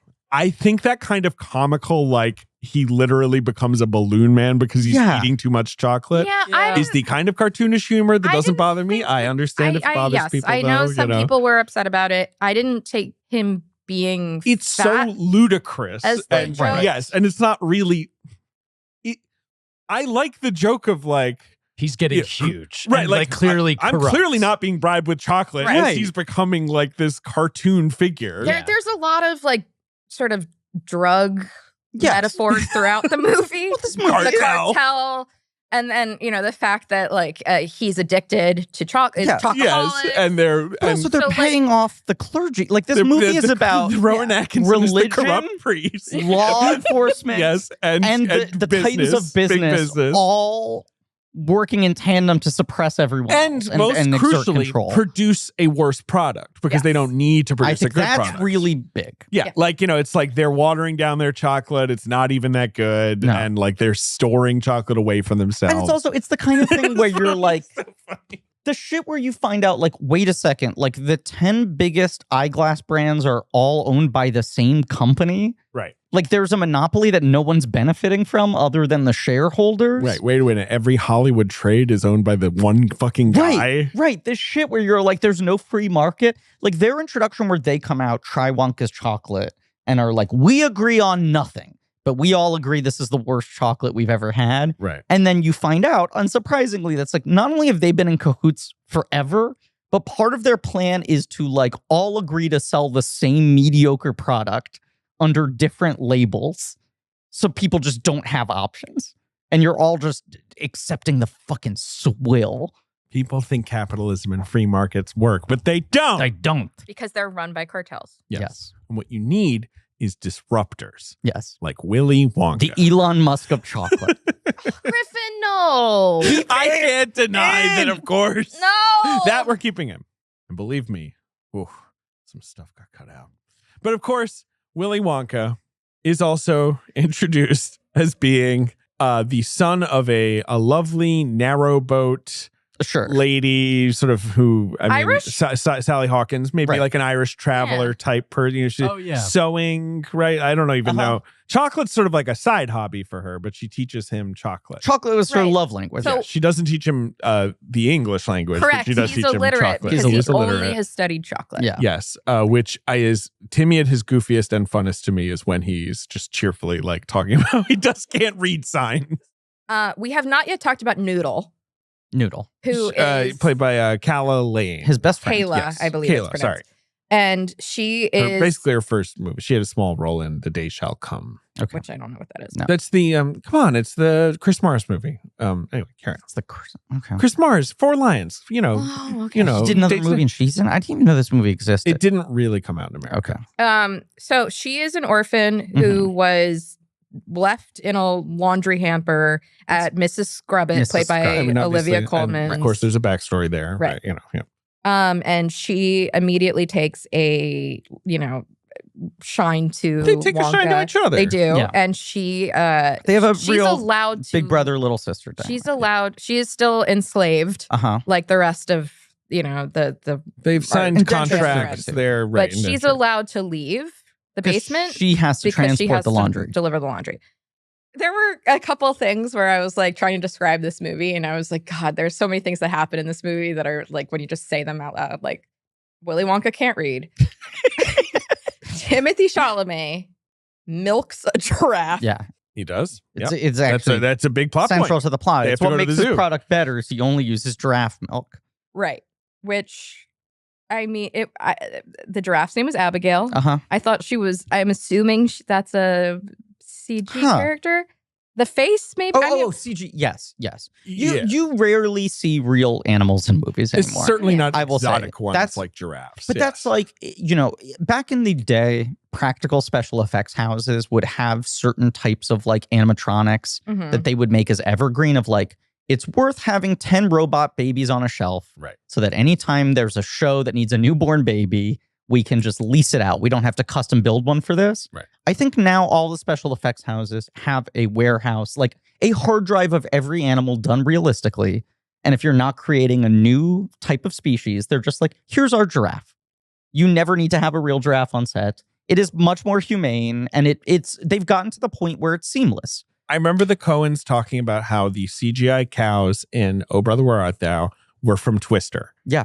And I was like, that was the first time I learned that they were like, yeah, we just put them in. The Twister ones. We just put them in our one. Yes. Not the, what does he say? Fuck. When he shoots the cows and Tim Blake Nelson is like, oh, not the livestock. That's it. It's a really funny line. I loved the facial animation on Abigail the giraffe. Thought she was lovely. Yep. We stan our tall-necked queen. Yes. Go off. Yeah. Go off, big queen. Step beanpole. on me, Abigail. I loved his contraptions and all of the weird little sort of like trinkets, different the little like things Rube Goldberg collected. machines he's got in his pockets. Because everything comes from like his travels around the world. It's such a peak Paul King moment when like Willie starts to reveal his backstory. He takes out his little traveling chocolate factory, bespoke wooden case. He opens it up. It's all these contraptions and whistles. And then there's like the Nickelodeon at the center of it that shows the flashback to his mother, where I'm like, this is like Paul King has his style so established. They add grain and imperfections to that. So it really looks like, they do a good job of making the memories look like. But it's very similar to the Paddington, like I'm explaining the family to you through showing the dollhouse. Just the other Paul King thing of like, there's no small characters. You see someone and it's like, oh, they're not, Simon Farnaby as the plays the security guard, you're right? This is Charlotte Ritchie and Phil Wang as the people who fall in love. Like, but it's also why when what you said about like the moment you're introduced ensemble, right, to the Scrubbers, where you're like pumping your fists because you're just like, anytime Paul King introduces characters like this in an odd corner of the story that feels like it would be incidental in any other movie, you can sit back and go, I'm going to love this guy. He's going to, in the next 10 minutes, figure out a way to make me fucking love this person and be rooting for their eternal happiness. It works every time. It works every time. It does work every time. We got to talk about Hugh Grant now.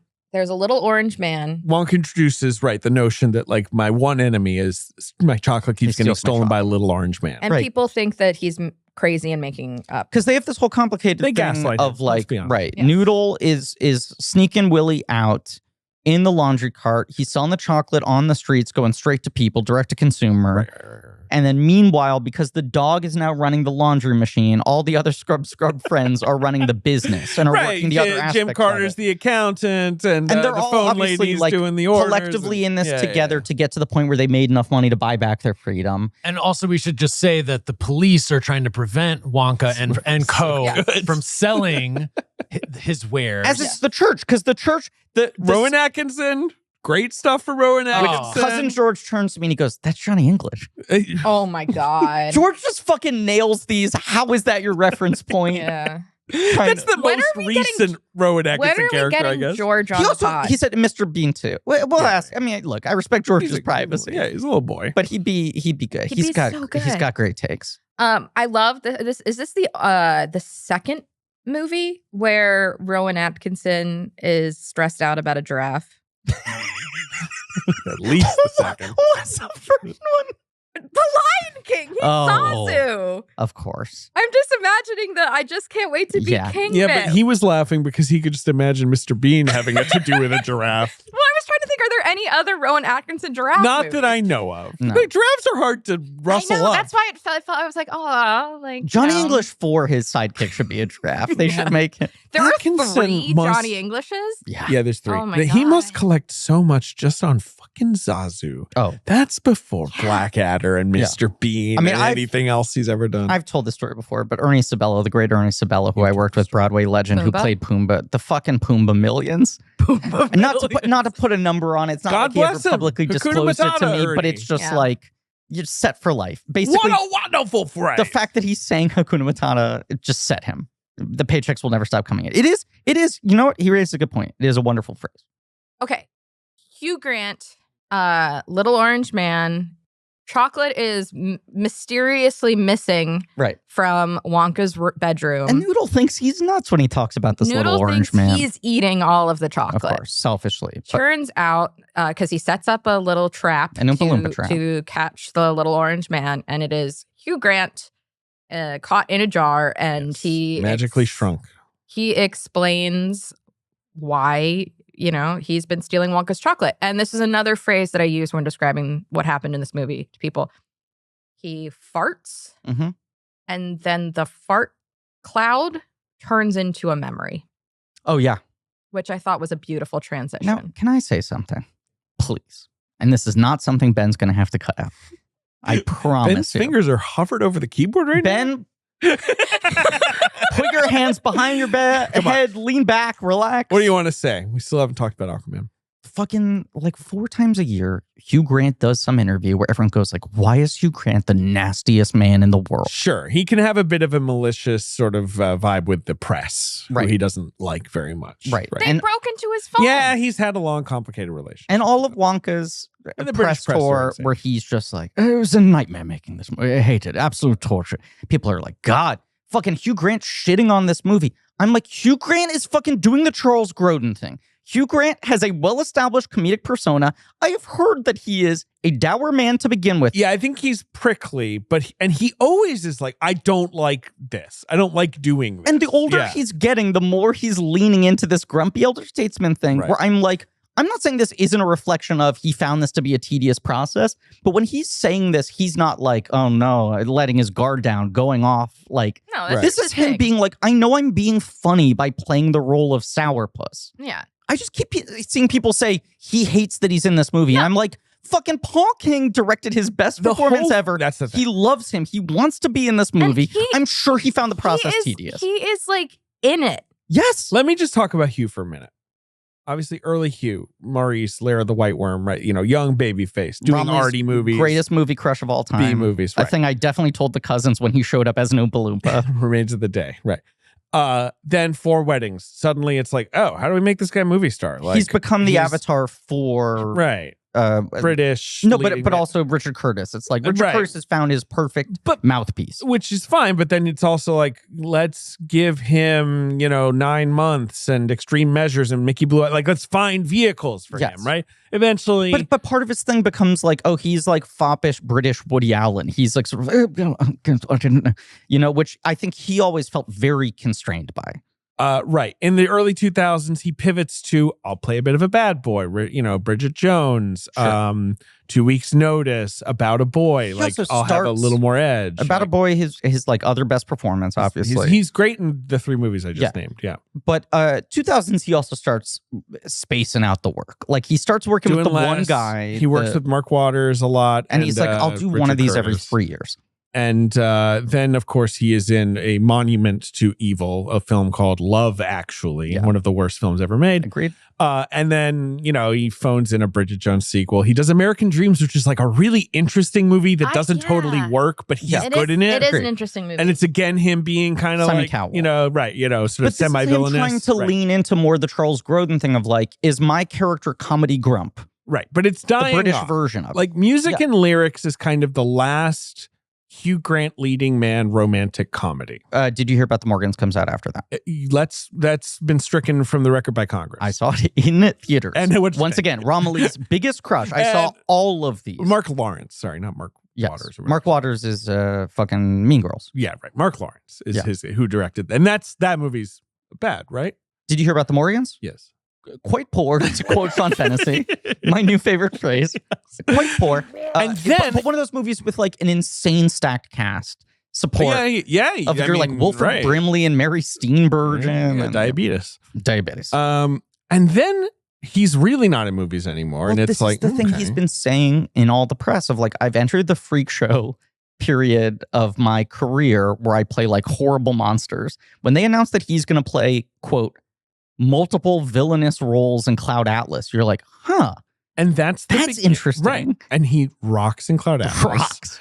That's the beginning of this era we are now in, where it's like Hugh Grant is going to come in and sprinkle gold all over your movie in a supporting role. Like, even in something like the Florence Foster Jenkins. He is so fucking good in Florence Not a particularly good movie. A movie I would say actually eats butthole. It's a bad movie. But he's excellent. Good. And it's like everyone thought that was going to be his like overdue tip of the hat career achievement nomination. And it didn't happen because it was one of the most absurd cases of category fraud where they were running him in supporting. He is the lead of the movie. He got basically every precursor nom and then didn't get the Oscar. Yeah, because it was a stretch. Also, the movie sucks. The movie's not very good. But then like Paddington 2, he's amazing. Gets a BAFTA nom. People think he should have gotten an Oscar nom. The Gentleman, he's one of the gentlemen in that one. That movie's terrible, but he's having Uncle, fun. He's really fucking Man from funny. Uncle, he's great in. Glass Onion does a cameo. Everyone's cheering. Shows up for 5 seconds. Everyone's like, give me the whole movie of them having dinner together. Dungeons and Dragons, just like spitting hot fire every second. Forge he is on screen. He is so good in Dungeons and Dragons. And now a Wonka. It's just like, this is all I want from him. I want him to stay here forever. Yes. I'm worried he's going to try and inch over somewhere else. You want to keep him in a little glass jar to entertain you. I was not expecting him to sing the actual Oompa Loompa song. Gotta sing it, at least give me a few bars. But I was not expecting, like Oompa Loompas, it's one of these things where I feel like a lot of Wonka adjacent stuff now is like, well, how do we deal with the Oompa Loompas? Paul King's take of they are essentially urbane sophisticates, right? They're little who are wasps. Annoyed by you, right? Is way better, like, than any other version of this, in my opinion. I would agree. I mean, because there's always the whole thing, the rooting in the book. You're like this weird, like colonialist aspect to like he takes them from their people, right? It's terrible, right? It's terrible, and I do think when you look at the Gene Wilder movie, the styling of them and the energy of them is so weird where you're like, well, this gets further away from what Roald Dahl wrote in a good way.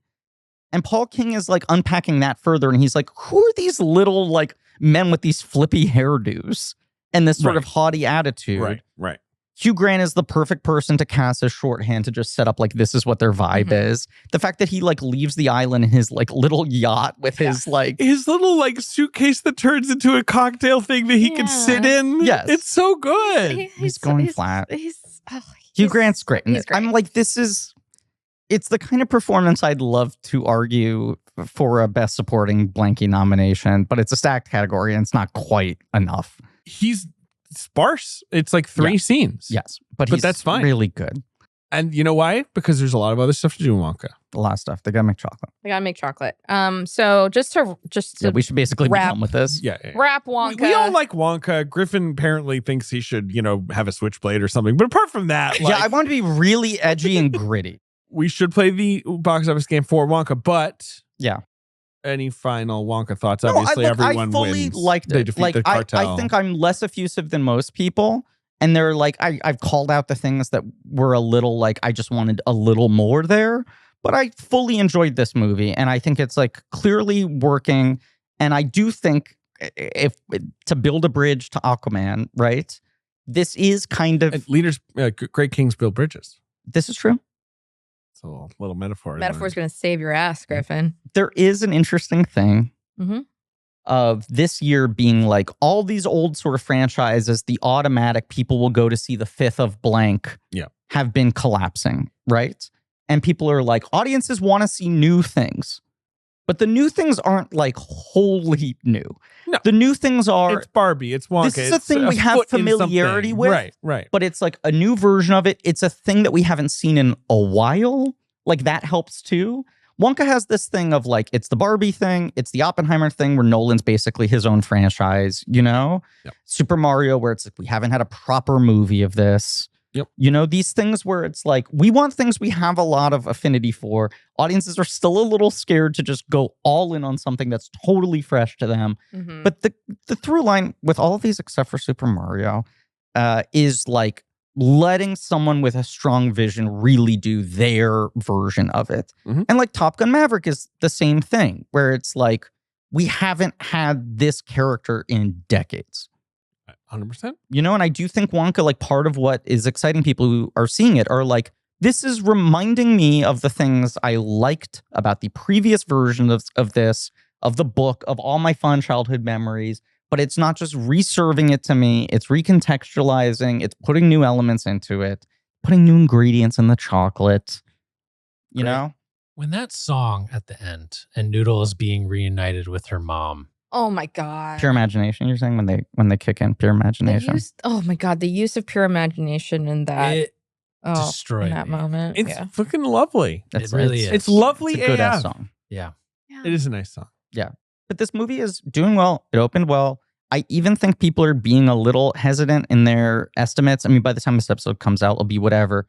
But like, they're still saying like, when I'm seeing the numbers of the projections of how Aquaman is expected to do this weekend and the other opening films, right? Yeah. I feel like they're all lowballing Wonka, where I'm like, I think this thing is just going to fucking play straight through until early January, the whole holiday quarter. This is the thing that everyone's going to see. It opened to $39 million, Griffin. Yeah, which is number one. Really good for the weekend before Christmas, which is always a little low and tends to multiply like crazy. That actually, like, did you guys realize the Marvels opened to 45 million and everyone called that a flop, but Wonka's getting celebrated? Who is this? Right. What cursed person are you channeling right now? You're not on Twitter anymore. I know. Every time someone tells me what's going on there, I don't regret and that. then people are like, do you not understand like math? Yeah. Yeah. Also, exactly right. The Marvel. It doesn't. I'm also, not even holiday engaging. season is this weird, like, fucking steroids. Like, if something opens to whatever, it multiplies so crazy. I mean, here's the example. Also, all the people who dug up the menu of the steak. Okay, they're wrong because I said on the story it was a special. It was a special. I didn't know the price. Yes. It's not the regular steak. It's not the regular steak. Yes. Right. They were offering you a fancy steak. Yeah, everyone's wrong about this. He paid so much more than that, so much that my bank would not allow me to buy the gift card. And look, the other thing, though, is there were 4 wontons in there. Whether or not they were infusing the water. The wontons were in the water. The plan. Whether the water or not had flavor. Right. Wait, Not what is entirely this no. from? What is Listen this? to our This is- Patreon. Yeah. You should subscribe. It's really good. This was in the Ranking the Walk. How much is it? Yes. Or the Pitching, Pitching the Walk. Walks, which $5 a month, though. I don't know. Griffin, have you? I think it's a Griffin, tremendous value at twice the price. Yeah. Griffin, I assume you haven't listened to our Pitching the Walks No, episode. I will never listen to them. I regret to inform you that it is a complete triumph. That on sucks. Wonka levels. That sucks. And we're probably just going to have to keep doing bullshit like that forever. Well, God, just give JD like his little thing. Yeah, we every will. year. I just want to here's the perfect example of what we're talking about. Why opening weekend math for movies coming out the weekend before Christmas means nothing. Night at the Museum 15 years ago opens to 30 in this exact same right before Christmas weekend and ends up at 250 domestic. Right. Now, I'm Wonka's not saying probably that's not what doing Wonka's going to that, do. Yeah. But it there are is legs. this thing where any usual rule of multiplier disappears if you have a movie that appeals to families that comes out and is in that Christmas to New Year's stretch where people are stuck in homes together and are like, we got to go out and just It'll fucking hit see $1 million something. domestic, I think. $1 million? I mean, 100. It's going to make $1 million. Number 2 at the box office, Yes, Griffin. no, it's going to go way above 100. Number 2 at the box office that week was honestly kind of the heartwarming surprise of blockbuster season. The heartwarming Everyone was kind of ignoring it, and it's done surprisingly well and had really good legs. It's sort of the start of a new franchise, probably. The Hunger Games, Songs, Snakes, Ballads. Ballad of Songbirds and Yes. Snakes. Has just been holding like a fucking champ. People want to see it because, one, it's good, and two, it's being presented them kind well. of another example of a franchise that was fully on ice for 10 years. Right. People have had some time to build They up actually nostalgia. And it's a good movie. It's a problem with a lot of these other franchises is they're not disappearing for long enough to make people miss them. Francis Lawrence is good. Number 3 at the box office. Good. It's a film we covered. Rachel will be on the show again soon. Yes, it's she will. very soon. It's a film we've covered. Very soon, in fact. Yeah. And when I say very soon, I mean 2 episodes from now. Yeah. Very soon. Well, okay. Well, come on. Number 3 is a film we've covered on the podcast. Yep. Very recently. Boy and the Heron. Yes. Doing great. Highest grossing G-Kids, highest grossing Miyazaki ever. It is so thrilling. It was thrilling to listen to that episode and have you guys completely lowball the box. We hadn't considered the possibility it could be the number 1 movie in America. We had not. Number 4, another Japanese film that did Godzilla -1. better than everyone expected. Godzilla -1. That's the other real kind of Cinderella story of the season. lovely story. And by the way, G-Kids very wisely kind of capitalized on the momentum of America showed up in droves for this subtitled Japanese movie and loved it. Right. I do think that carried over to the next weekend where people were like, fuck it, let's go see the Miyazaki. Yeah, right. They're supposed to be good, right? Let's check out his first movie in 10 years. I think it's an underreported story in general that it is one of the rare areas I will give Netflix credit. I think Netflix has actually conditioned American audiences to be less allergic to subtitles with the presence of foreign TV shows that have gotten really big.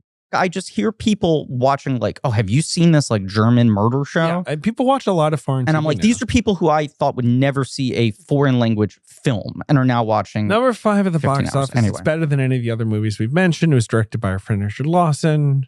Oh, Trolls And World Tour? I said it in a Band recent together. episode. Band together. It's kind of underperforming. Kind It of still Yeah. hasn't hit $100 million in a month.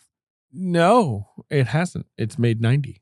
It's just creeping Have tonight. you made $90 million this year? This year? No.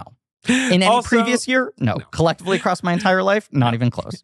Also, Wish, which is doing great, doing good. What's it up to? 55. Well, that's pretty good for an opening weekend, right? Oh my God. You've got Christmas with the Chosen Holy Night, a film That's that a I Disney directed. princess musical. Griffin, I know.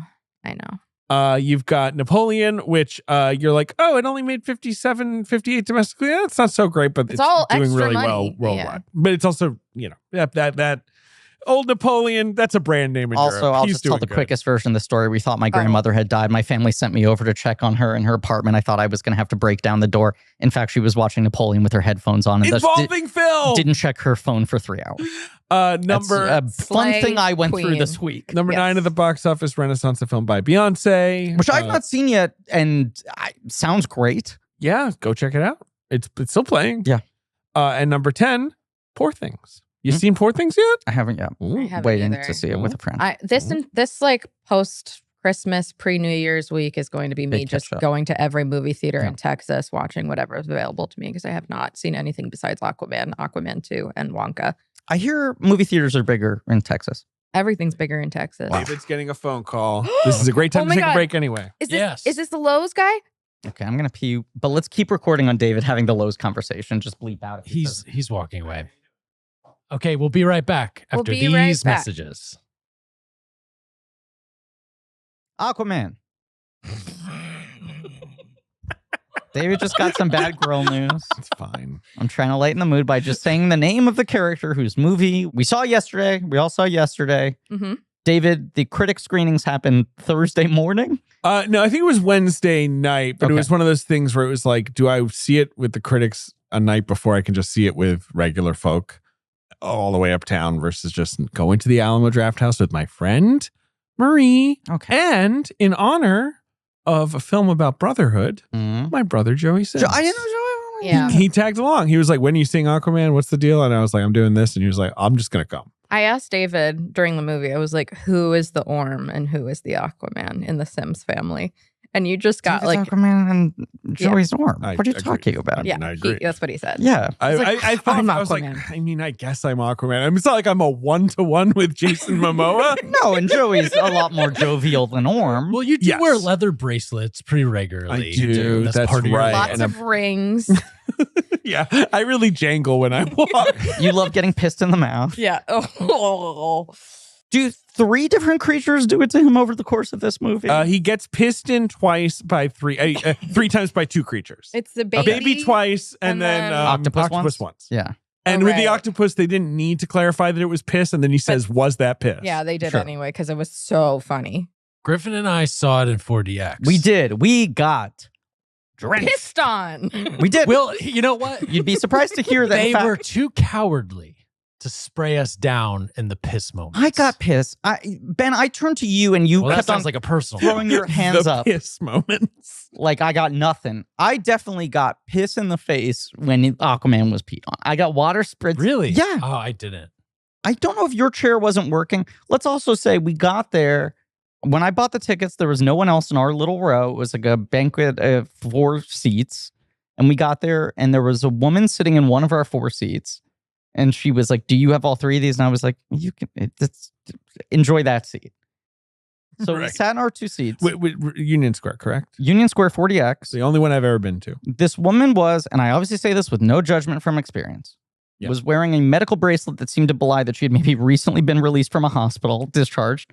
A thing that I, of course, did when I went to go see F9. You sure did. Straight from hospital to movie. Yep. She was vaping throughout the entire film.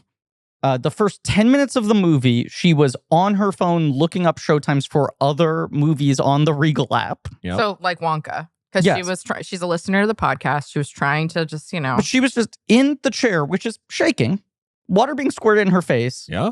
A 3D movie, her glasses are not on. She's just looking down at her phone while the chair is shaking her. And then about halfway through the movie, she took out a series of bags that all had different prepped foods. Including a wrapped sandwich. Right. She took out like Tupperware that was wrapped in like tin foil. She was having a fucking ball of a time. Yeah. How crowded was the theater? It was 70% full. Yeah. And this was like during the day. That's not bad. No, for an 7 RPX, p.m. It was especially. the first Oh, okay. 40X showing of the day. Oh, okay. Right.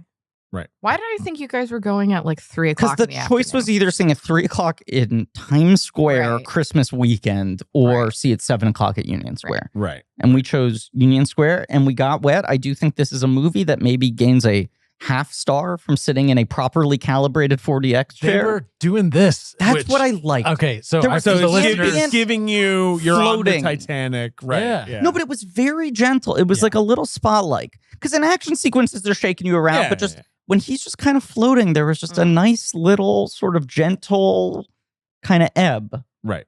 which I liked. And the movie theater pissed in my mouth at several points in the movie. I got a bucket And of you liked popcorn and they that spritzed too. water into it. You liked it. Look, Ben said, did you like that when the movie ended? And I went, this is exactly this is the flavor of silly bullshit I enjoy. You knew that you were going to have the best time seeing Aquaman and the Lost Kingdom Yeah. in 4DX, getting piss all over your face. I just think this movie, look, this is what we talked about at the beginning, but this movie is being presented to us with a tone by the people who made and are releasing the films of, by the way, this doesn't matter, enjoy. right? Yes. This is a movie that feels deeply inessential in almost every single way. I would agree. And yet I'm just like, there are cool things that happen in this movie. I think this movie has lots of cool things happening. It's got like a lot of imagination and energy. And it is like, I was trying to define like, what is it about this movie that I am tolerating versus my like complete exhaustion with the Marvel thing. And it's like the Marvel thing is existing at two extremes of a certain type of comedy that is all about deflating the self-importance of what's going on, right? We are making jokes at the expense of how silly is it that we're even doing that this. in this movie. Well, I think the jokes in this are more like, they're not acting like the movie doesn't matter, which I think something like Quantumania is making jokes that are like... But you literally just said that everyone in the movie feels like it doesn't matter. Like, this is the most, like, this movie doesn't matter let me unpack this. Let me unpack this, okay? Quantumania is a perfect example for me, and I don't think it's the worst Marvel movie, but it's like 50% like, isn't that funny? And 50% like, meet Kang, the most important person who has ever lived with a tragic backstory. The thing with Quantumania is it felt like half the movie, the quantum verse stuff, was going for Aquaman. Right. Here we are in silly gloppy land, like you'll meet a goo man or whatever. Which I could be charmed by. Could be. Yes. I don't think the movie has half the visual imagination that this film does. James Wan remembers to bring lights to his set, for example. That's what I did tell David. I said, I like all of the the production design and builds the sets. movie is bright enough where I can see what's going on. I kept thinking this movie looks like a modern digital version of like the Showa era Godzilla. Right. Like the classic Godzilla, like peak bright colors, like weird people in silver uniform. And I'm sure James Wan would appreciate you saying that. Like, you know. In a way I like appreciate it. But then, of course, the biggest problem with fucking Quantumania, right, is Kang being introduced in that movie with the irritating to me, like, cinematic universe flavor of, like, get ready, guys, for the next Thanos. And I'm like, fuck off. And like, even just the Michelle Pfeiffer, like, you don't understand my tragic backstory of what happened when I was trapped in the quantum realm. Like, it's the worst version of both things. I think none of the comedy in this movie really works. But I also think the comedy in this movie is more of the, like, bad, that's gotta hurt, and then that happened variety, rather than the sort of, like, Marvel... We're trying to do the Mad Magazine parody of our movie in real time so you can't mock us for taking this seriously. I still feel like that's my problem with Aquaman. I don't like Jason Momoa. I am inclined to agree with you. Here's my thing. I don't really love him either, or at least this version of him that's increasingly getting unlocked with this and Fast X of him being like all the silly bullshit. Because like I think used to be a fairly serious. I think quote unquote funny Jason Momoa is one of my least favorite personas in modern media. It doesn't work. I don't like his SNL hosting jobs. I think Fast X is basically a performance he should have been sent to The Hague for in what is my least favorite movie of the year. I think of things like he was in that Sundance show, The Red Road. Yeah. It's like he used to do stuff like that. Now he's doing this. Yeah. Aquaman is about, I can take it the easiest in Aquaman because... The first one you're saying. Yes, or the first one. In this one, I'm really starting to be like, okay, the first buddy. Aquaman has the scene that is, I would argue, the high point of the film narratively, where he goes to the bar and you think he's going to rough all these guys up, and then it cuts to like a montage of him having the best night with all these salty fishermen, and you're like, that is the strike. I'm smiling thinking about it, but that's the exact midpoint of. This is a party dude. You lean into everything that feels intimidating about Jason Momoa, and you cut it with like 20% comedy. And Momoa's in a mode now where he's like, I'm really funny. And people agree that I'm funny and like it makes money and like and maybe I'm like 75% comedian, 25% action star. That stuff for me is disastrous. And it's tough. Arguably, and I don't think most people will report it this way, I think that is the single biggest thing this movie has going against it when you actually just engage with it as a film away from the branding, the cloud of the DC thing. Which, to be clear, in a business perspective, you basically can't do what you're saying. You can't. Like, the reasons for this film's success or failure are so removed from anything in the movie. Yes.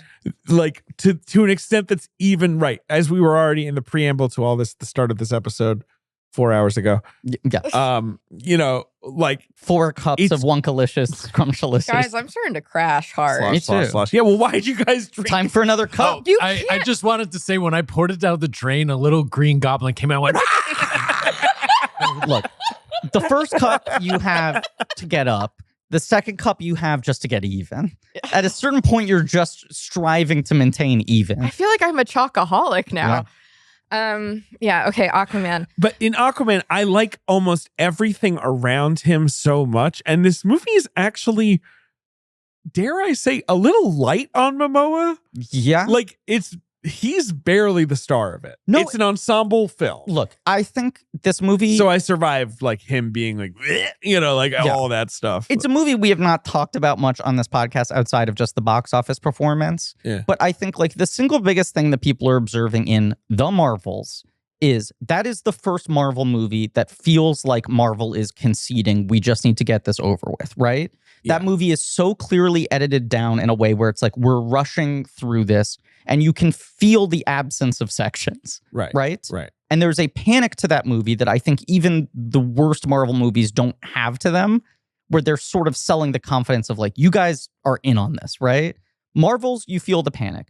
This movie, which didn't screen for critics until 24 hours before it came out. Correct. As of last night, there were only like 6 reviews on Rotten Tomatoes. Has been reshot a zillion times and like gone all through 8 iterations of whatever his story was. Is this going to be the most like shambled, like cut together from 4 corpses, Frankenstein, like cut down movie? It's under 2 hours. I do think this movie doesn't... It's not under 2 hours. It's 2 hours, 4 really? minutes. Yeah. Okay. It's about 2 hours long, though. I don't think this movie feels as wildly misshapen or disjointed or like cut to bits as I was inclined to believe, but it also does have this thing to like go to the Elaine May ecology of the film. I'm like, I don't know what his version of this was. I don't know what the purest version of this movie was. I'd love to see someone lay out all the different versions they thought they were making at different times. It does have that editing thing where it's like, by cutting it down to 2 hours, the movie kind of has no rhythm. It's not herky-jerky, but it has no rhythm in a way where also nothing kind of lands totally properly, where you're like, yes, Momoa is ostensibly the lead. Right, but not in terms of stopwatch running time. But also, it's not like it feels like anyone else is getting more narrative bandwidth. It's just kind of a movie of 2 hours of shit happening. Here's my thing. And I think most of that shit looks cool. My guess is that at all points in the production of this film and writing of this film, it had these elements which are present in the film. Aquaman is the king. Yes. He needs to go on a buddy cop Tango and Cash style adventure with Orm to fight Black Manta, the villain we seeded in the first film, who will now be the main villain and is, got a magic trident. And this element of Aquaman settled down. He has a wife. He has a child now. And the job's kind of annoying. The balance, the work-life balance. Your classic Shrek 4... Of course, forever after situation. Now, but it's obvious that from beginning to end, that was always the basic plan for this movie, right? Right. He and Orm, villains, right? Enemies to friends. They will unite and they will fight Black Manta, our main villain. This is what I find interesting, and this is also why it's like so hard to talk about the behind the scenes of these Marvel DC movies now, because you have so many accounts that are truly just posting fan fiction, right? Like a couple years ago, it was like, oh, they're YouTubers who post hour-long videos saying a close source. And you're like, anonymous close source, what the fuck is this? Right. And then you had other news sites citing these YouTubers who quoted anonymous sources. Now I go on Instagram and they're just posts that are like, Cary Grant confirmed to play Doctor Doom in new Fantastic Four movie. No attribution, no source. Like, people just post shit and it's wild. So there have been so many false narratives around this movie that it's hard to know what exactly went on at different points. Right. Here are the 2 things that seem very clear to me. 1, everything you just stated was always James Wan's intent for the second movie. His basic pitch, right? And it's set up in the first movie, basically, right? But like he obviously loves Patrick Wilson and was like, I want second movie to be Orm, Aquaman, Great brother, instincts. buddy comedy. Love 100%. Orm. Right. And anyone who's watching the first movie is like, Orm's popping. Orm pops. The second part of this, by all accounts, is after the first movie is a bizarre success. I just think like it is a somewhat bizarre success. Yes. Momoa went on Jimmy Fallon at the beginning of this weird funereal press tour. And the arc of their interview was Jimmy Fallon being like, well, first of all, let's like roll back the clock 5 years because it's been 5 years and everyone forgets. Right. People forget that everyone was making fun of this movie, seemed to think it was going to flop. Right. and then it made $1 billion. Right. And it's just Momoa and Fallon being like, yeah, we want to remind everyone. Everyone did like this movie when it came out. It was very successful and warmly received. Right. Not everyone liked it, but you know what I'm saying? It was like one of 2 DC movies at that point that were sort of just like widely accepted. Wonder Woman and Aquaman were the 2 that were like, fuck, it seems like they're maybe onto something. Right. It's working. They've owned different tones. These 2 movies made a lot of money. Aquaman made a ton of money. A ton of movie. Right. It is a ton of movie. It felt like the context Fallon and Momoa were trying to put out there was like, this is not a sequel that no one demanded. We know it's 5 years later and things feel different. And now everyone's confused by it. Right. But this was not willed into the world as a movie that no one wanted to make. And then Momoa starts talking about the other side of this, which is when the movie is a surprise hit and suddenly Momoa like seems to have more juice than any other actor in the DC stable at that point.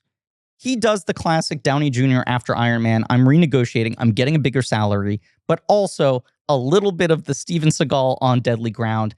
Actually, I think I have things I want to say with Aquaman. It's got to be about something. He has a story credit on this film. He does. He sure does. He brings his friend in, and they Thomas Sibbett, I think, work really hard on a very long scriptment and bring it into Warner Brothers. Yes, it's a word. Halfway between a script and a treatment. It's a proper word. Made up Hollywood word. Yeah, love that. It's a proper word. And they bring it in and they're like, this is what we want Aquaman 2 to be.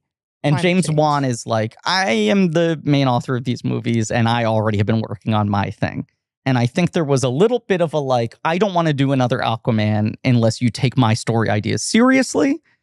I will say, to Momoa's credit, his main interest seemed to be, I want to use this character to communicate larger themes of global warming and a human responsibility, which is a noble cause. But there does feel like from the beginning, there were these 2 things of Wan being like, here's the sequel I set up that I want to make. And Momoa being like, Aquaman has to look straight down the lens of the camera and tell the audience that we need to take this seriously. We need to restore the balance between nature and humanity. There's nothing wrong with thinking that Aquaman should be about climate change because it makes like the oceans are certainly like the front line of where we're seeing that happen. So, and the first movie has some of this kind of like they're poisoning the seas. That's why we have to fight them. I am so dumb that like my first thought was like, but isn't global warming mean like there's gonna be more water? So isn't that better for them? Oh, you're saying it's like good news for them. Right. Kind of, yeah. Well, but then it's like, the water's to be gonna clear, be it's warmer killing off and fish it's making them sick. And it's also the trash, right? Yes. Yes, to be clear, global warming is bad for the world's oceans. Right. And like also the currents could be disrupted. There's all kinds of but when you think of things like the currents, like, does that really affect them? Yes. Because currents carry cold water to warm areas and warm area to cold waters. It's part of basic ecology. But I mean like the people of Atlantis. I don't understand. Are you asking me to evaluate how climate change would affect the lives of magic made-up people because in the ocean? Is the point of the movie. Well, it affects our like, air. We're getting sick. And I'm like, is it because it's hot? It affects our air. Their air is water. So by all means, it makes sense that it would affect their version of air, water. Okay. All this to say, though, is just that, like, it feels like James Wan was like, I will figure out the bare minimum of what Jason needs me to put into the movie to make him happy. Right. And just work that kind of clunkily into the movie I want to make. Totally. So my projection. My favorite part of this movie is when he goes to break Orm out of desert prison. Yes. That's the thing that happens. Orm is very skinny because he hasn't had enough water. They've been limiting his water. So they call them ascetics. Uh-huh. I forget the act. They're described as ascetics who like are former fish people who now live in the desert, and they drink blood because they don't have any water. Oh yeah, and they only have enough blood/water to keep them alive, but they're very dry. Yeah, I mean, this movie it swings pretty extremely between wet and dry. Which the first movie did too. There's desert stuff in the first movie. Sure, but this has desert fish people, which Ben was like really leaning, going like, did we see them in the first movie? They're new, right? We have seen these guys before. The first film, it is made clear, of course, there are the 4 existing kingdoms of Atlantis. Confusingly, one of them is called Atlantis. Yes. And then, of course, they're the redheaded people. The redheaded with people. Dolph Lundgren. I'm going to look this up because I keep forgetting. Who are essentially the Australia of Atlantis, in that they are a former prison colony that then liberated themselves, and they are called Zebel. James Wan, of course, Australian. Yes. And then there's the Brine King people who are crabs, and then the Fisherman Kingdom who are mer people. We're not jumping over the Brine King. We're not. We love the We're Brine going to get King. back to them, but like those are the 4 kingdoms. Sure.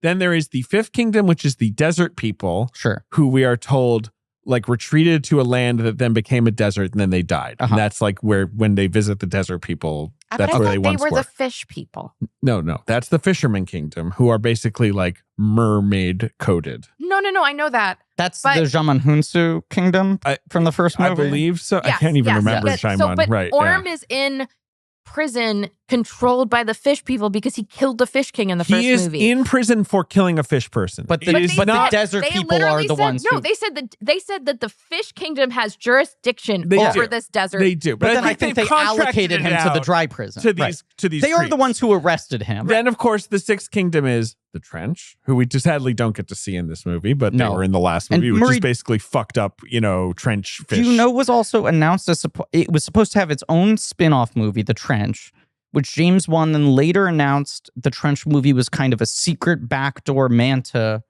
sequel spin-off. Whatever. Which also feels like another story movie that this movie is trying to work in of like, well, now we have to do the Manta stuff we weren't going to do in the spin-off movie to give him the screen time. I don't know. David's checking his watch, literally. My watch buzzed. Not sure why. You know how your watch just buzzes.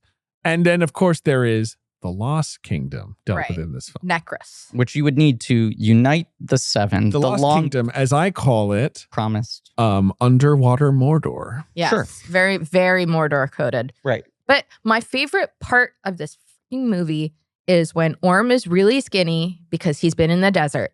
Too dry. He's too dry. Then he has to lay down in the water. Yeah.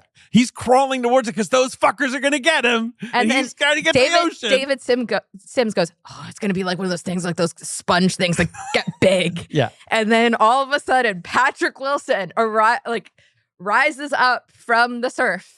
And he is just jacked as shit. Is this the most handsome he has ever looked on screen? It is kind of. I know 50 years old. He is an unbelievably beautiful man, and he always looks good. He's been in good shape. He's always been in good shape. But even just facially, I'm like, the amount of scruff he has in this. I want to get railed by Orm. Marie, I gotta be right there with you, or you can let me at him afterwards. Let's make it clear. We're talking about Orm the Ocean Master. Correct. Although he's lost the title, and he doesn't get to wear his frilly silver Honestly, mask. I think he should be the Ocean Master. Yeah, Marie was basically like, I hope this movie ends with him becoming king again. Marie was rooting for that. Clearly doesn't give a shit. But then Orm makes a nice speech about it. No, I know. And I know it's nice. But I just think he should be like, Orm, you know what you're doing here. Like, you take it over. Orm Marius. I had to look up his last name. Orm Marius, the former Ocean Go Master. with what you're saying, Griffin. Sure. He has the body of a guy who made his directorial debut this year with a surprising box office sensation. Yeah. Where he's like, I can do anything. He directed an Insidious movie this year, Ben. And Insidious it was like a box office hit. Yep. The Red Door? The Red Door. Yeah. That's awesome. Great for him. He's just one of these guys who, honestly, who like Marston has one of these careers I love, where it's like, this guy just does a bit of everything. Yeah. He does a bit of everything. He's talented, but I do think he is pretty unique in that it's like, this guy has identified him as his favorite. Like, James Wan loves him. Yes. So he puts him in everything. Yeah. And James Wan just sort of happens to be this like enduring, important figure in the culture, which no one maybe would have seen coming. And you're like, oh, James Wan loves him. He put him in his franchises. James Wan's the Saw guy, right? Is Patrick Wilson in Saw? No.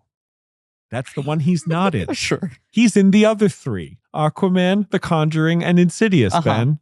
He's in all 3 of those. But he's also, Patrick Wilson. He's also in just like all sorts of other shit. He is Joe sure Pitt is. in Angels in America, which is what I always think of him as being Joe Pitt. You see his little butt. He is in Joel Schumacher's Phantom of the Opera as Raoul. Yeah, I mean, he's doing his best in that one. That's a pretty boring Curly role. in Oklahoma on Broadway, taking over the Hugh Jackman role. He's the Night Owl. Yes, well, that's Zack Snyder also loves him. Yeah.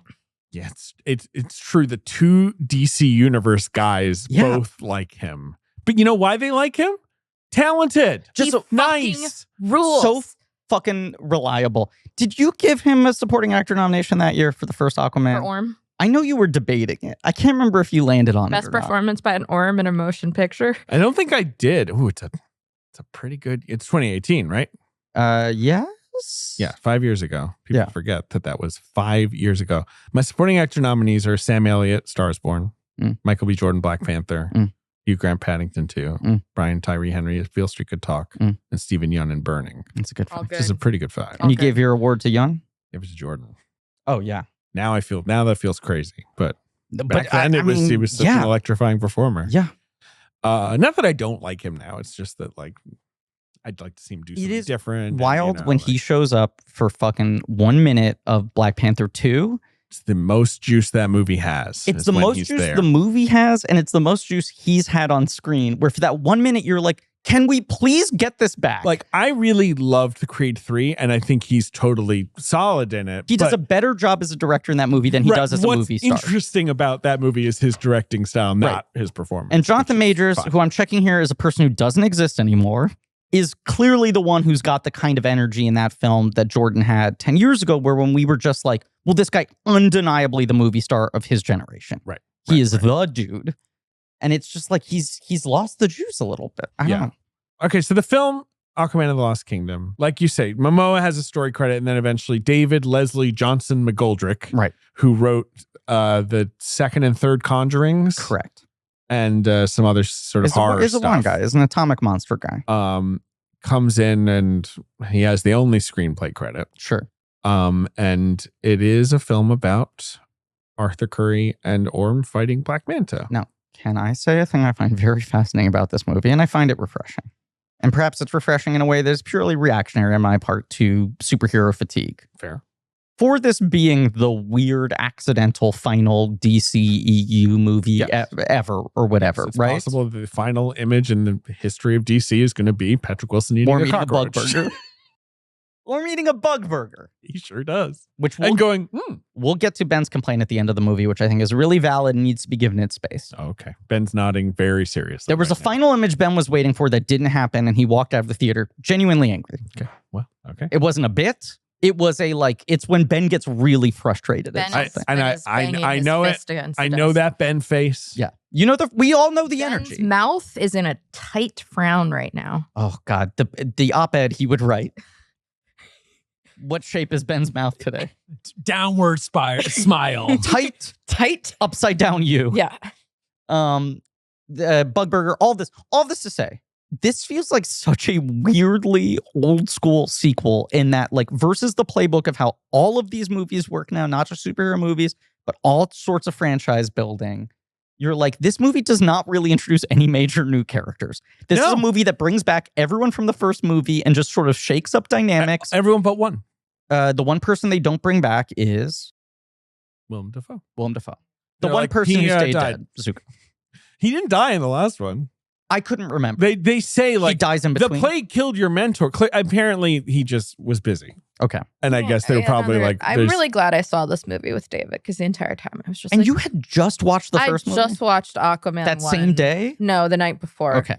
And I was not super into it. The movie starts and both movies start the same way, which is like someone getting like canted angle pushed against a wall, like we're in the middle of action. Yeah. It really is exciting to watch. And then the first movie opens with Nicole Kidman like doing a lot of really fun physical acting, eating a goldfish. Yes. And I was like, oh my God, this movie is like Looney Tunes. I love it. Yes. Then it just like the plot starts and I lose interest. But I kind of agree with you, although I just think like the energy of that movie wins the day for me, but I really kind of don't care about the script of that film. Yeah. But I think the performances, the energy, the visuals, all of that. The visuals are really fun. And I like how like I like how silly it is without being it takes a very specific tone that I do think I watch these movies and like, look, I don't think either film is particularly good or particularly functional. Fucked up.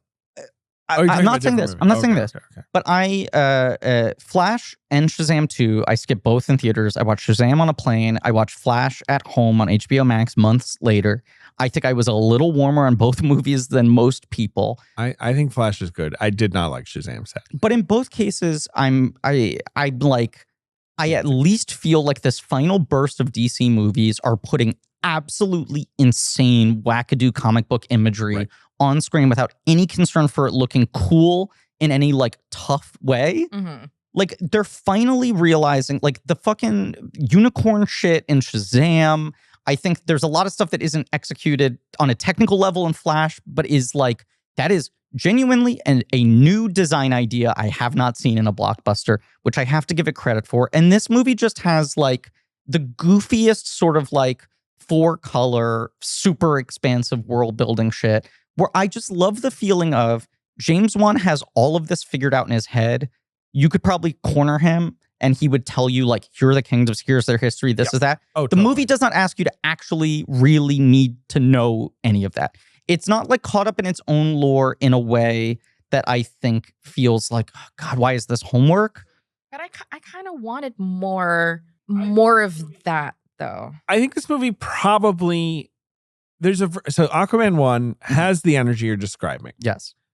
Where it's kind of like, Brian King, seahorses, octopus playing drums, Ocean Master. We're gonna throw all this stuff at you. Pin in it. If you want to pay attention, great. Sure. If not, you know what? Jason Momoa is here throwing fucking shit at people. It looks cool. Yeah. If this movie had come out 3 years later, that movie was a huge hit. Yeah. If this movie come out 3 years later, or if The Trench had gotten greenlit in between, it could probably go with that of like, let's get a little deeper. Absolutely. Let's get a little more into the world building. Yes. This movie's coming out 5 years later. Yeah. And of course, the DC universe is off the rails and being put in the garbage. So I think there's the Bible, like, weird just sequel where it's like every other like superhero sequel is not just like, here's the hook for blank 2 or blank 3. They're also like, here's how this is going to expand the universe and set up the next 100%. 5 things. Or expand the DC universe. Right. And this movie's just like, here's another Aquaman adventure with the cast of Aquaman. Here's some more shit. We're going to introduce some new characters and like new kingdoms, but that's all kind of peripheral. And even the new big bad is just possessing the old big bad from the last movie. Or rather, the old secondary bad as the big bad from the first movie now becomes a sidekick. We see all of these exciting new worlds. Yeah. We're with the dry people in the desert. Dude, drill fucking those ass drill bugs. creatures, those bugs drill with bugs the drill are mouths. cool. But then we're in Antarctica. We are below the ice. We go below the ice in Antarctica. We go to, their version of Mos Eisley Cantina, the like. With what Ben said is, this is like a wet Max Rebo band. 100%. They've got that. Yeah. And then they have the jungle where with everything's the overgrown too big. Bugs and there's those fucking great like octopus ships that look like the Castle in the Sky robots with the segmented tails. That stuff is all cool, but I feel like it's like we go there and then there's like not enough there for me. Ben, I believe your line when we were walking out was, I just want to see a documentary about these places. Yes, I wanted more lore. This is crazy for me to say. I wanted more lore. I had so many. The entire time, I was just like, wait, when did this happen? Why is this way? Orm, when he doesn't have water, gets really skinny. But how come Orm is out in the human world for the entire rest of the movie? How does that work? Okay, he's drinking cups of water. No. I looked this up. Atlanteans can breathe out of water. I forgot about this. I too was kind of like, wait, I thought because he's half human, that's why Arthur they can breathe. But all Atlanteans can breathe out of water. But their strength derives from water. Correct. That's the only difference. So we're just cutting out the parts where he runs over to a water fountain and does a quick refresh. I propose to you, Marie, that it's not even that I want them to go into the lore or explaining it. It's just that this movie is so rushed and overstuffed that I'm like, I just want to sit with this stuff more. Yeah. So Joey's complaint, if I can air it, he said too much throat clearing at the first hour. Mm-hmm. Yeah. Because he was kind of like, don't give me just like Black Manta's same plot line again, which is essentially sea crime. I could have done with more sea crime, I think. Like this movie does have the energy of, we assume you don't remember anything from the first movie. Right. So like it's like Black Manta's like, I want vengeance on Aquaman. And I'm like, you want a vengeance on Aquaman like last time. And they show 3 flashbacks. Right. So like that's not news. That the other most panicked superhero of the movie of the year, the Marvels, does, where there are 3 previously ons to establish characters where they're like, we don't know if you watched all the shows. Yeah. Yeah. I mean, that movie, right, has TV shows to contend with, obviously. Aquaman, like, is now king, but he doesn't really fit in Atlantis and he doesn't like it. You know, Joey was like, we already did that. Like, right. I don't know if that's enough for me. Like, because Joey and I feel the same about Aquaman 1. A great film, important to the culture. Thank you. Thank you for its existence. Thank you to everybody. Yeah. And I think we both, this movie is so cursed and it's so lost in the franchise bullshit that I'm not knowing if we had high expectations. Sure. But I think we were both going in being like, look, we want to have fun. No one's even minding the store anymore. Right. James Wan's probably going to get to do what he wants. That's my thing. I'm like, all these stories of them going in for reshoots, at the point where this thing is clearly DOA and they're going to dump it, I'm just like, let James Wan just put out whatever the fuck he wants. If you're telling me nothing matters after this movie. I think the problem is they stuffed extra guts into it. And then they came back and they were like, take those guts out. We changed our plans. Yes. Put these new guts in. You know, Batman's appearing, whatever. Some of the reshoots has to do with Amber Heard. No. It's also that's the thing. Because she also gets sidelined immediately. She's in a lot more of this movie than reports had made it seem. This is the thing. Yeah. I mean, this once again gets to like all the bad faith reporting, which is like a lot of nerd just like looking for hit shit where they just make up fake stories. And then you add into the insane political like shitstorm of the Amber Heard thing and what she represents now, where people were just like, all these reshoots are because they're getting rid of her and this whole thing. I believe James Wan's contention that she was never super important to this movie.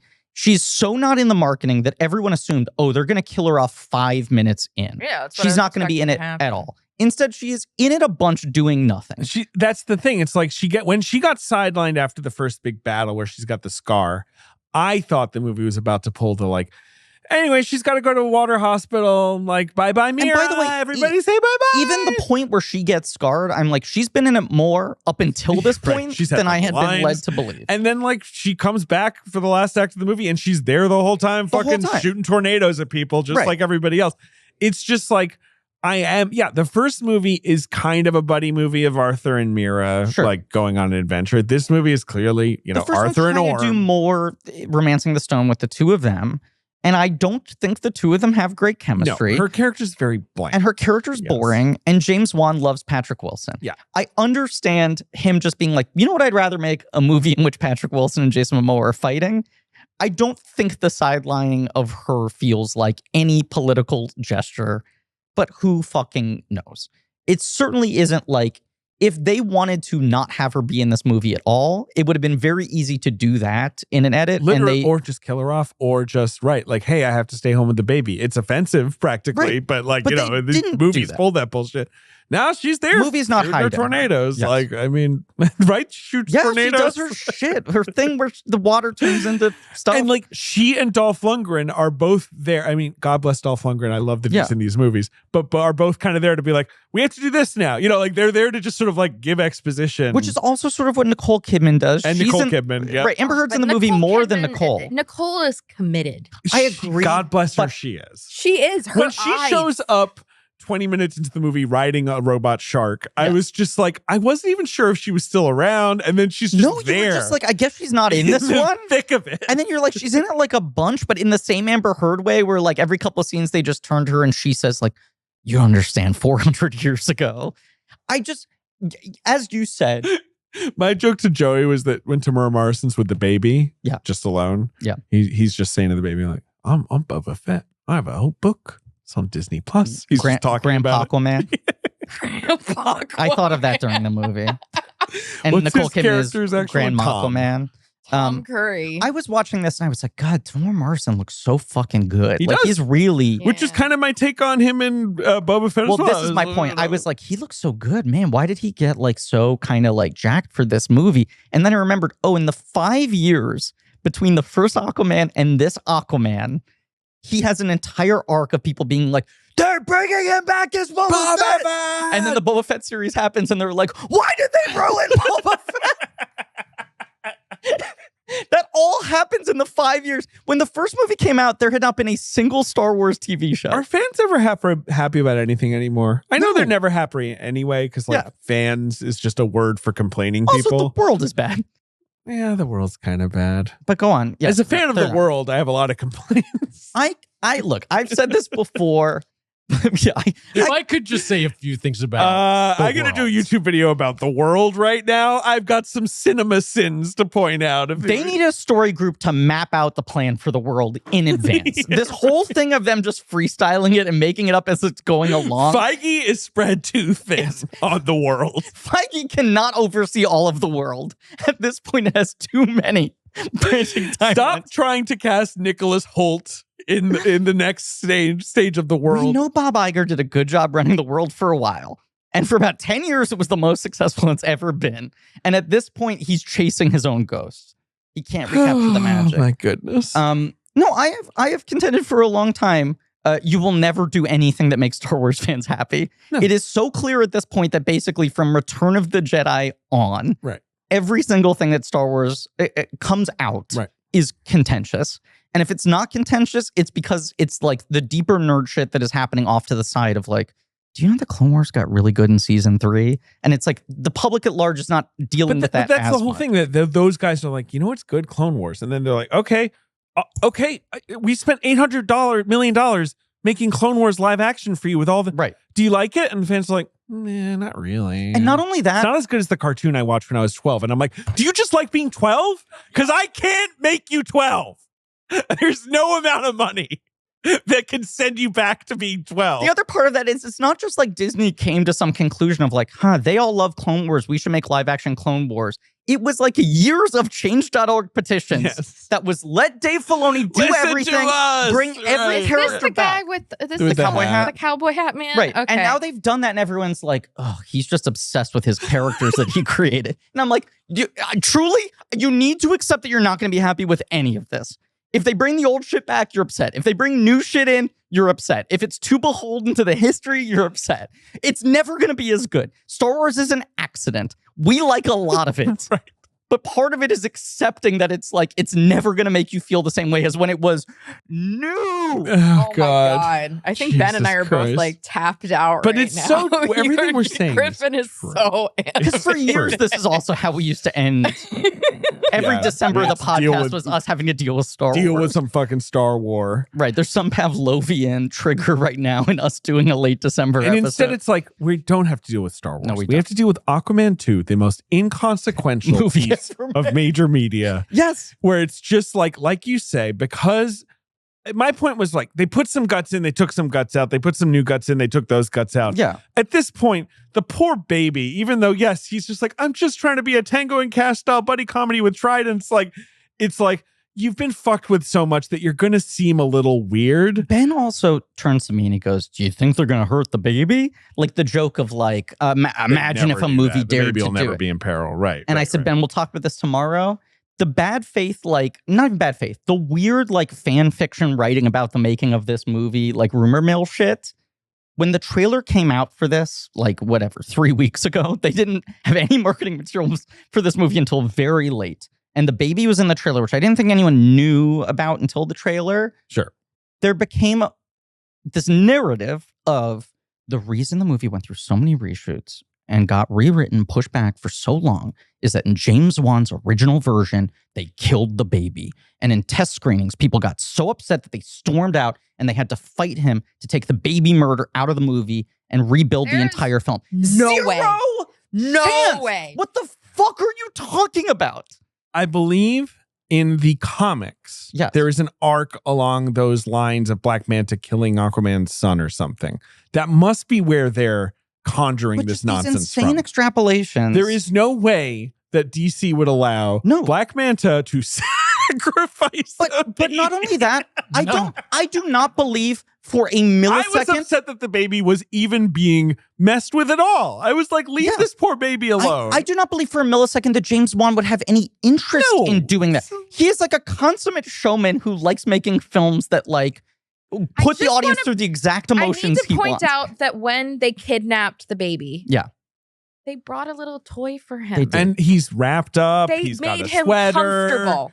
What's wild is that like Manta actually takes pretty good care of him. Manta's actually not so bad. He's Manta's like a pretty good babysitter. really good at piloting ancient submarines. He's got stunning green eyes. He's gorgeous. It is weird though to like walk in on your boss talking to himself in the mirror. It's another thing for him to just be like grimacing at a baby and then have the door shut. Yeah, that was wild. And Randall Park's just standing there being like, should I quit? For people who don't see this movie, Randall Park, who played Stephen Shin in like one scene of the first Aquaman. He's the post-credit scene of him discovering Black Manta's body and then being like, maybe let's do some experiments. Let's team up. And in this movie, he has 10 versions of the Mitchell and Webb. Are we the bad guys? Baddies? It's like, he's like, I just wanted to see Atlantis and do some research. And Black Manta's like, to be clear with you, speaking directly to you, my plan is to murder Aquaman and his family and poison the world. I'm giving you Stephen two Shin's options. like, what's going on with this guy? I'm giving you two options. Willingly consent to doing war crimes with me or let me murder you. And he's constantly justifying, like, he'll be like, you made this happen. Be like, no, I just fixed the tech. Right. We have literally a cut to 5 months later. Black Manta has a fleet of ancient Roman submarines that he's driving around. That look cool. Everyone's got these matching leather jumpsuits with red piping. Everyone else is in Black Manta uniforms. Stephen Shin, like I said, is in his half zip. And like, literally, there's like evil buttons that basically just say like death on them, you know, and they will then storm, you know, Atlantis and be like shooting things. And Black Manta will be like, kill them, like fire the weapons. They cut to Black Manta and he goes, I like this. This makes me happy. And Stephen Shin will go like, okay, I get. And I'm just like, just what are you doing? And it happens over and over again. Yes. He walks in on Manta, right, who's like talking to a mirror and seeing a vision of like Sauron, right, you know, going like, kill them all. He lets the door close behind him as Manta's staring, looking at a baby and licking his lips. And then he basically like... Black Manta takes out a knife, says, I only take this out and to have it taste blood. Pray I don't show it to you again. Cuts his chin. Stephen Shin, his reaction to that is, I think I should talk to Aquaman, maybe? Like he's then finally getting close to like... So then when like Aquaman and should Orm like give someone a heads up about what's going on. He's like, freeze! With a gun, closes doors behind him. He's like, hey, I just had to fake this. Please kidnap me. Let me join you guys. I don't like what's going on here. And they're like, no, we're going to filibuster your character We're going to knock you out. Yeah, this sucks. But leave you here. Right. Arthur's like, no, fuck this guy. Norm's like, no, it's fine. Like, whatever. But you think the argument they're having is, do we kill him or do we let him join us? Right. The thing the movie has been like belaying for so long. And then they're like, they do neither. Yes. Let's just knock you out and move on. So then Orm helps Manta, but steals the baby at the last second, so the baby's not actually in danger. No, we'll get to that in a minute. Well, I'm sorry. Shin. But Shin later, then he finally transmits like a beacon of like, here's where we're going. Right, and he replaces the baby with a bomb. He does do that too. Right. The Black Manta music, there's this sort of Black Manta theme which Ben and I were trying to write lyrics to in real time. Because there's this sort of like dun dun dun dun dun dun dun dun dun dun. And your lyrics, do you remember, Ben? I sure do. Black Manta, he canta. Because he's failing. And he does not do a good job at anything except for boiling the world's oceans, which he's great at. Right. And my line good at that. was... he did a lot within 5 months. Yeah. He boils a lot of ocean. Yeah. He has to create all of that infrastructure. They have to get the secret, what was it called? Orc something? Orcum. No, Orichalcum. Look, Orichalcum. Can I say my song lyric because I was proud of it? Yes, go ahead. So sorry. Ben, can you like do like sort of what the music sounds like? Trident's so good it makes you go crazy. Is that it, Griffin? I'm Anything laughing. else? I'm laughing. Yeah. Again, to be clear, the plot of all right. Here's the plot of. I'm just going to talk for a second. Okay. Arthur is king of Atlantis. Father to a child, dealing with the toddler problems, but also dealing with the Mitch McConnell of Atlantis, this random lady who anytime he's like, should we like, work with humans to heal the earth? She's like, well, I don't think we agree with that here in the Ocean Senate or whatever. So he's getting nothing done. He's bored and he's getting pissed on by his baby, but his baby does have psychic fish powers. Yes, he's so Good happy that news. someone else can talk to fish. Good news. And okay, Orm in prison. Black Manta runs into Stephen Shin and finds a black trident Yes. under the ice. Well, but the color changes very quickly. To green. Trident's so green it makes you go crazy. And when he puts it together, it goes like, you are now insane. I am the king of insanity and you will be crazy. Right. And he Black sees Manta then reflections doesn't really get to of be this a like character anymore. decaying Lost Kingdom dead ruler Hey. who Ben said, Geese turd. yeah, he man. said he looks like a goose turd. Like Yahya Abdul-Mateen is great in both of these movies because he has like automatic presence. Right? He does. Like, and in my opinion, I said this to Marie, I may have said this on the last episode, like Black Manta is one of my all-time favorite comic book designs ever. It's so He fucking looks cool. so cool. And it's like, I give this movie a full star just for being like, we're going to put Black Manta on screen and make him look exactly like that. A design that anyone else would be like, this is too goofy. We cannot Big do red this. eyes, looks the like saucer a contestant head. on The Masked Singer. I love He it. looks like my boyfriend when he's in the suit. Yes. Wait, but okay, so you can have Black Manta. I'll take Orm. You can't have both. Honestly, if I'm getting one of them, I'm coming out. Who am I looking pretty stuck with? good. Dr. Stephen Shin? You can. He's unkillable, Griffin. He does seem bizarrely strong. You can have He did Lundgren. look good. Griffin. He does. You can I have was like- Martin Short. Oh. Those like big As fish Kingfish. titties. Martin Short as like space Edward G. Robinson, or deep sea, I'm sorry, aquatic Edward G. Robinson. Deep Sea Sydney Greenstreet. Yes. Yes. What is his character's name? Kingfish. I mean, I like, He lives in a pirate haven called the Sunken Citadel that's made out of shipwrecks yes. where people drink and carouse his and band. smuggle. I He's like. got a Was that band. where the lady A hot was crustacean singing? band, one might Yes. say. I like the lady fish singing her song. Yeah. Again, very Mos Eisley Cantina. Yeah. It's also cool that they're drinking underwater. I agree. Hot Crustacean Band, you bring up, okay? Over the last 5 years, we have had Avatar: The Way of Water. Yeah. The 2 Aquaman movies. Little Mermaid. Well, hold on. And Black Panther: Wakanda Forever. All Right, films people. that try to use high level, massive budget CGI to render extended dialogue scenes Yes. underwater. How do you create the visual language of this? How do you have actors act in this, make it seem like they're floating? Obviously, Avatar does it the best. Yes. But it also, Avatar has the least actual underwater conversation. It's mostly swimming. Sure. And is more caught up in like the real science of the thing, but also is James Cameron making the smart storytelling concessions. Aquaman is like pure fantasy world. Which I love. Wakanda Forever, which I think people gave shit for, but I actually like, is him being like, I'm going to treat this like I put a camera underwater and you can't really see stuff. So- right. There are ideas. I think that Wakanda Forever is a really interesting movie. I agree. Especially by the standards of a late Marvel movie at this Yes. point. But because so many damn Marvel movies are dark, I understood why people were just like, I want to see better. Totally. under It's here. just the one where I'm like, he actually has a reason for this. And I do think it's kind of interesting. And I sort of like the ultimate effect of it. All of it to say, it is inexcusable that The Little Mermaid looks so fucking shitty because these other 3 movies all take God. different approaches I to it. know. And all 3 of them work in different ways. And then I was watching fucking live action Little Mermaid clips and I just could not believe how bad it. It's so I had bad. to turn it off Same. after 10 It's- minutes. some people have defended that movie to me, and I've just been like Mental completely illness. I confused. can't. It like hurts to watch. I agree. But okay, so Arthur, Orm, Black Manta, we've just covered it. Yeah, orichalcum, just to be clear, is a famous ancient metal that is written about a lot in Roman times by people like Plato, who would also write things like there used to be a place called Atlantis, you know. Which I've read. Let's also, I read it when I was growing up. I was very interested in Atlantis. Yeah, I of read course, the it's Plato cool. dialogue. No, it's cool. Atlantis is cool. let's I also just make- love that they're using orichalcum. Of course. And let's also just be clear that it is a substance that is ejaculated from the orichalc species. It is the orichalcum. It is the He orichalcum. stopped everyone else talking to say that.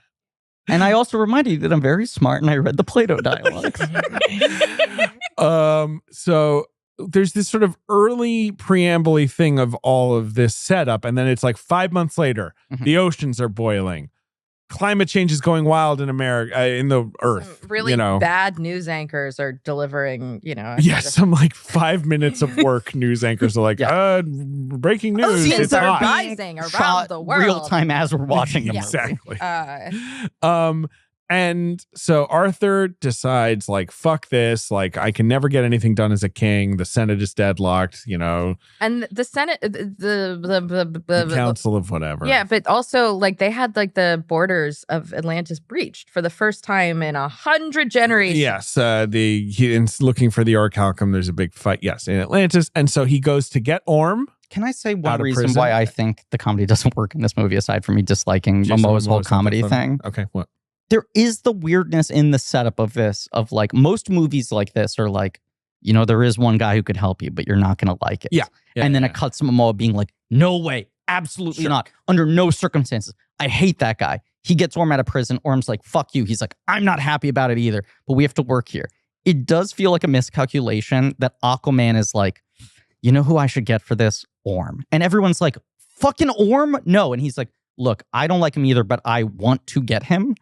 So their dynamic becomes Orm being like, I hate you. And him being like, I do too, but here you are on the mission I brought you on to. Yeah. Like, it's a little weird that they're not placed together, that he, in fact, is going behind everyone else's back to pull into the story the guy that he also dislikes. Yeah. And is just kind of being an asshole towards. But yes, he has to work with Orm. I agree with what you're saying, but I do think they have chemistry together. Wilson's doing a lot of the work. He is.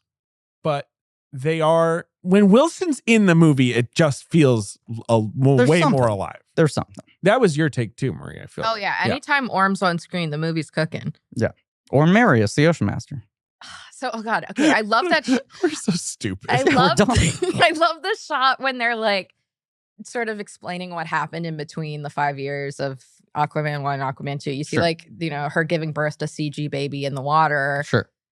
We see Orm shirtless in chains Mhm. underwater, and I was like, hell yeah, love it. And then Orm and I looking like Tom Hanks in Castaway. Yes. Yeah. He makes the joke. He's like, get Wilson. We got to go. Yeah, and I just like groaned. A catastrophic choice this movie makes is to have a joke where they call out their dynamic being similar to Loki and Thor by name. He makes that joke. He says Azkaban 1 second later. I'm like, stop making pop culture You references. have to stop. You live under the sea. You must stop. I think this is a good moment to talk about Ben's biggest gripe with the movie. Yes, let's Because hear it. they start planning the Orm jailbreak, right? Mhm. Nicole Kidman, her character's name is Atlantia? Atlanta, like Atlanta, Georgia? Atlanta. like Atlanta, like how how people say Toronto where Yes. they neglect Toronto. the T. It's Toronto. like that, but Atlanta, but that Atlanta. Yeah. So she's like, I've always hoped that someday you and your brother would figure out a way to have a relationship. I will help you with this mission. Here's your stealth suits. And then she says, I'm sending a sidekick in with you. This is Topo, the Septiphone. Correct. Right? Cephalopod. Cephalopod, sorry. And I thought the octopus was going to talk. I point to Ben and I go like this. I do the DiCaprio Once a Time in Hollywood meme. And he's like, what? And I'm like, that's the fucking octopus who played the drums. No, it's not. Yes, it is. It is. So James now- Wan has made it clear It's that as canonical. explicitly the same octopus, because her final thing she says to Momoa is he also plays a lot of instruments. She does say that. Ben is now rubbing his hands together. I'm locked in. on You've this set up guy. that not only does this octopus play the drums, He but can play more instruments. Well, not even that. It's now the second movie, so we're gonna get a fucking extended solo. totally. I would agree. This movie shows us He should be going aqualung this on movie this motherfucker. shows us David, David, yes. David, yes. 50 comedy points. This movie shows us a different hot crustacean band. It does. Topo basically becomes the fifth lead of the film. Yep. He's all over this fucking thing. He does good work. I want to acknowledge I do he think does we good work. should shout out that he does really good work. Because ink is technically octopus piss. He Yeah. uses his ink to distract people. At one point, he can squeeze into little holes. Turns invisible. That's He's fun. great. He's great. But every 10 minutes, He Ben's does turning to ride me. a seahorse at one point, which is really cool. Sure. Every 10 minutes, Ben is turning to me and going, he's going to play the drums now. Right? So with your little cousin being like, when is he getting to the factory? Yeah. Ben is like, when is this guy gonna bang some skins? Where is the drum set and when does Ben's it start? face is getting red. Can we get tested this? Ben's actually Like, are we about to are we gonna get Enter Sandman? This Are we gonna wasn't get, a bit. This Tom wasn't- Sawyer? I'm trying to This think of great wasn't a drums. joke. Like, Ben is wasn't he going playing to this get up. into the Tommy Lee rig and start spinning? He was so fucking upset. And then the end of the movie, there's a moment where you're like, oh, it feels like it's going to happen now. Film cuts to directed by James Wan. Yeah. Ben is like, are you fucking kidding me? Yeah. How did they not do it? And I'm like, I don't know, Ben, end credits scene. And he's just like, I don't understand how they didn't fucking It's show him a playing the fucking drums. home run. It's the easiest thing to do. It's all the CGI What if it's like, bullshit well, that it we turns had out to see. Chinese audiences won't accept octopuses playing instruments. Like it turns out some business decision. They cut back to Orm eating the bug burger. Yeah. Ben's twice as angry as he was before. You should have been cheering. Of Then course. over the rest of the end credits, they start playing like theme from Aquaman, which is very drum heavy. It is. And I was like, this was irresponsible of You me to shouldn't do have to said give what him you hope. just- I know what you said. I was like, Ben, maybe what they're setting up is the last thing after the final credit is just one shot of Topo going like do do do do do do do do. And instead it cuts to the atomic monster scene. And Ben, you've had emotionally wrought last couple of months. This is the lowest I've seen you be in a very long time. I was bummed. You I'm were sorry. in a I'm really really, sorry. Sorry really that bad Topo place. didn't play the drums for It's you. just crazy.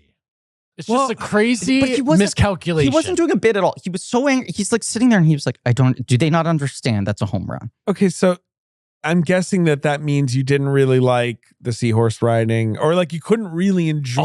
Oh, did Ben have a note on the seahorse riding? Go ahead. No, he wasn't not enjoying this stuff in real time because he was holding out hope that at some I point they know, would deliver. I know. Ben, your note on the seahorse riding. This is kind of to like Marie's problem overall with the expanding, getting more into how does this world building work. Because the first movie has seahorses, but not as much as this film starts to set Dolph up. Lundgren does a lot of seahorse riding. But this in the movie, they first one. introduce Storm, Aquaman, Steed. Stables. Sure.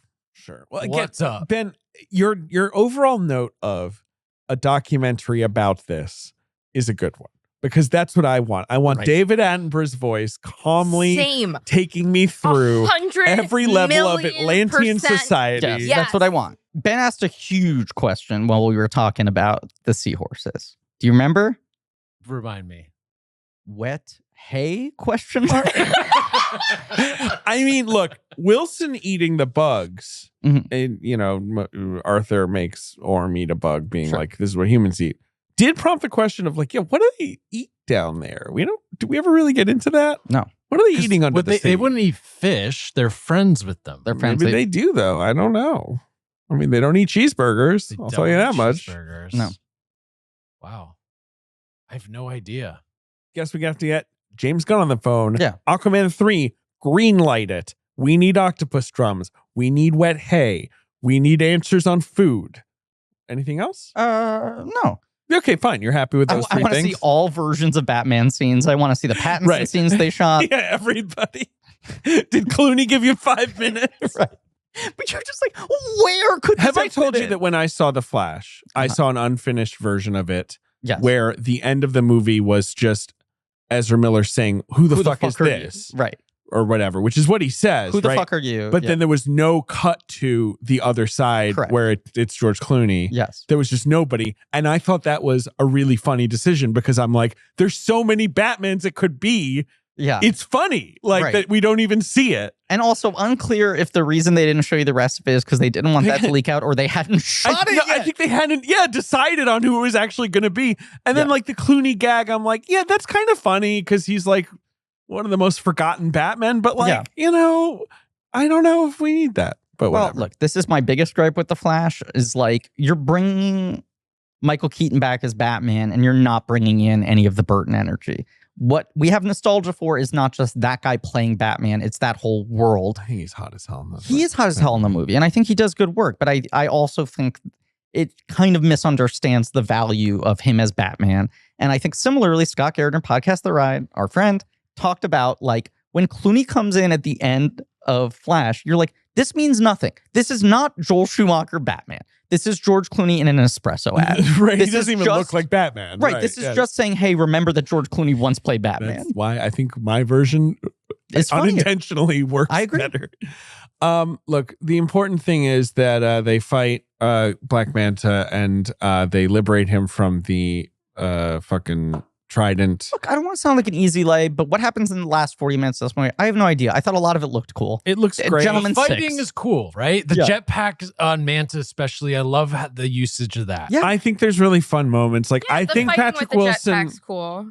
I think Patrick Wilson rescuing Lundgren. Yeah. When you think he's gonna go bad for a second. He uses the axe. But when Oh. he gives the naughty smile, and Yeah. Marie and I both gasped, and I said, "Orm, you're so naughty," and then It literally happened. And then I was like, no, he's going to do it. He's and going then to I help. was like, "Nah, He's he'll gonna help him. He'll help him. He'll help him." Look, I hate to give you credit for anything, but this is why you were right to stand firm on doing an Aquaman episode to end the year.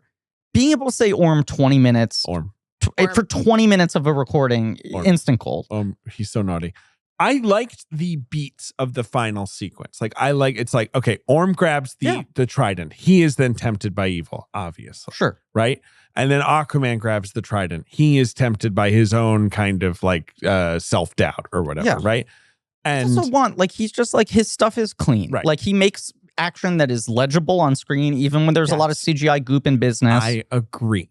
The octopus could have grabbed the trident and then it could have flashed to him playing drums at different that times. would have been good. No, he is an incredibly legible filmmaker in a way that is not faint praise, is actually kind of like the thing that fewer and fewer people have any ability to do. They throw the trident at Sea Sauron. Yeah. And he catches it. And then Aquaman throws his own trident through the trident. Problem solved. Trident split. And then the note I liked the best, Arthur does offer Black Manta help. And Black Manta, true to character, I think, is like, I will never fucking get help We have a from you, treatment asshole. program for trident addiction.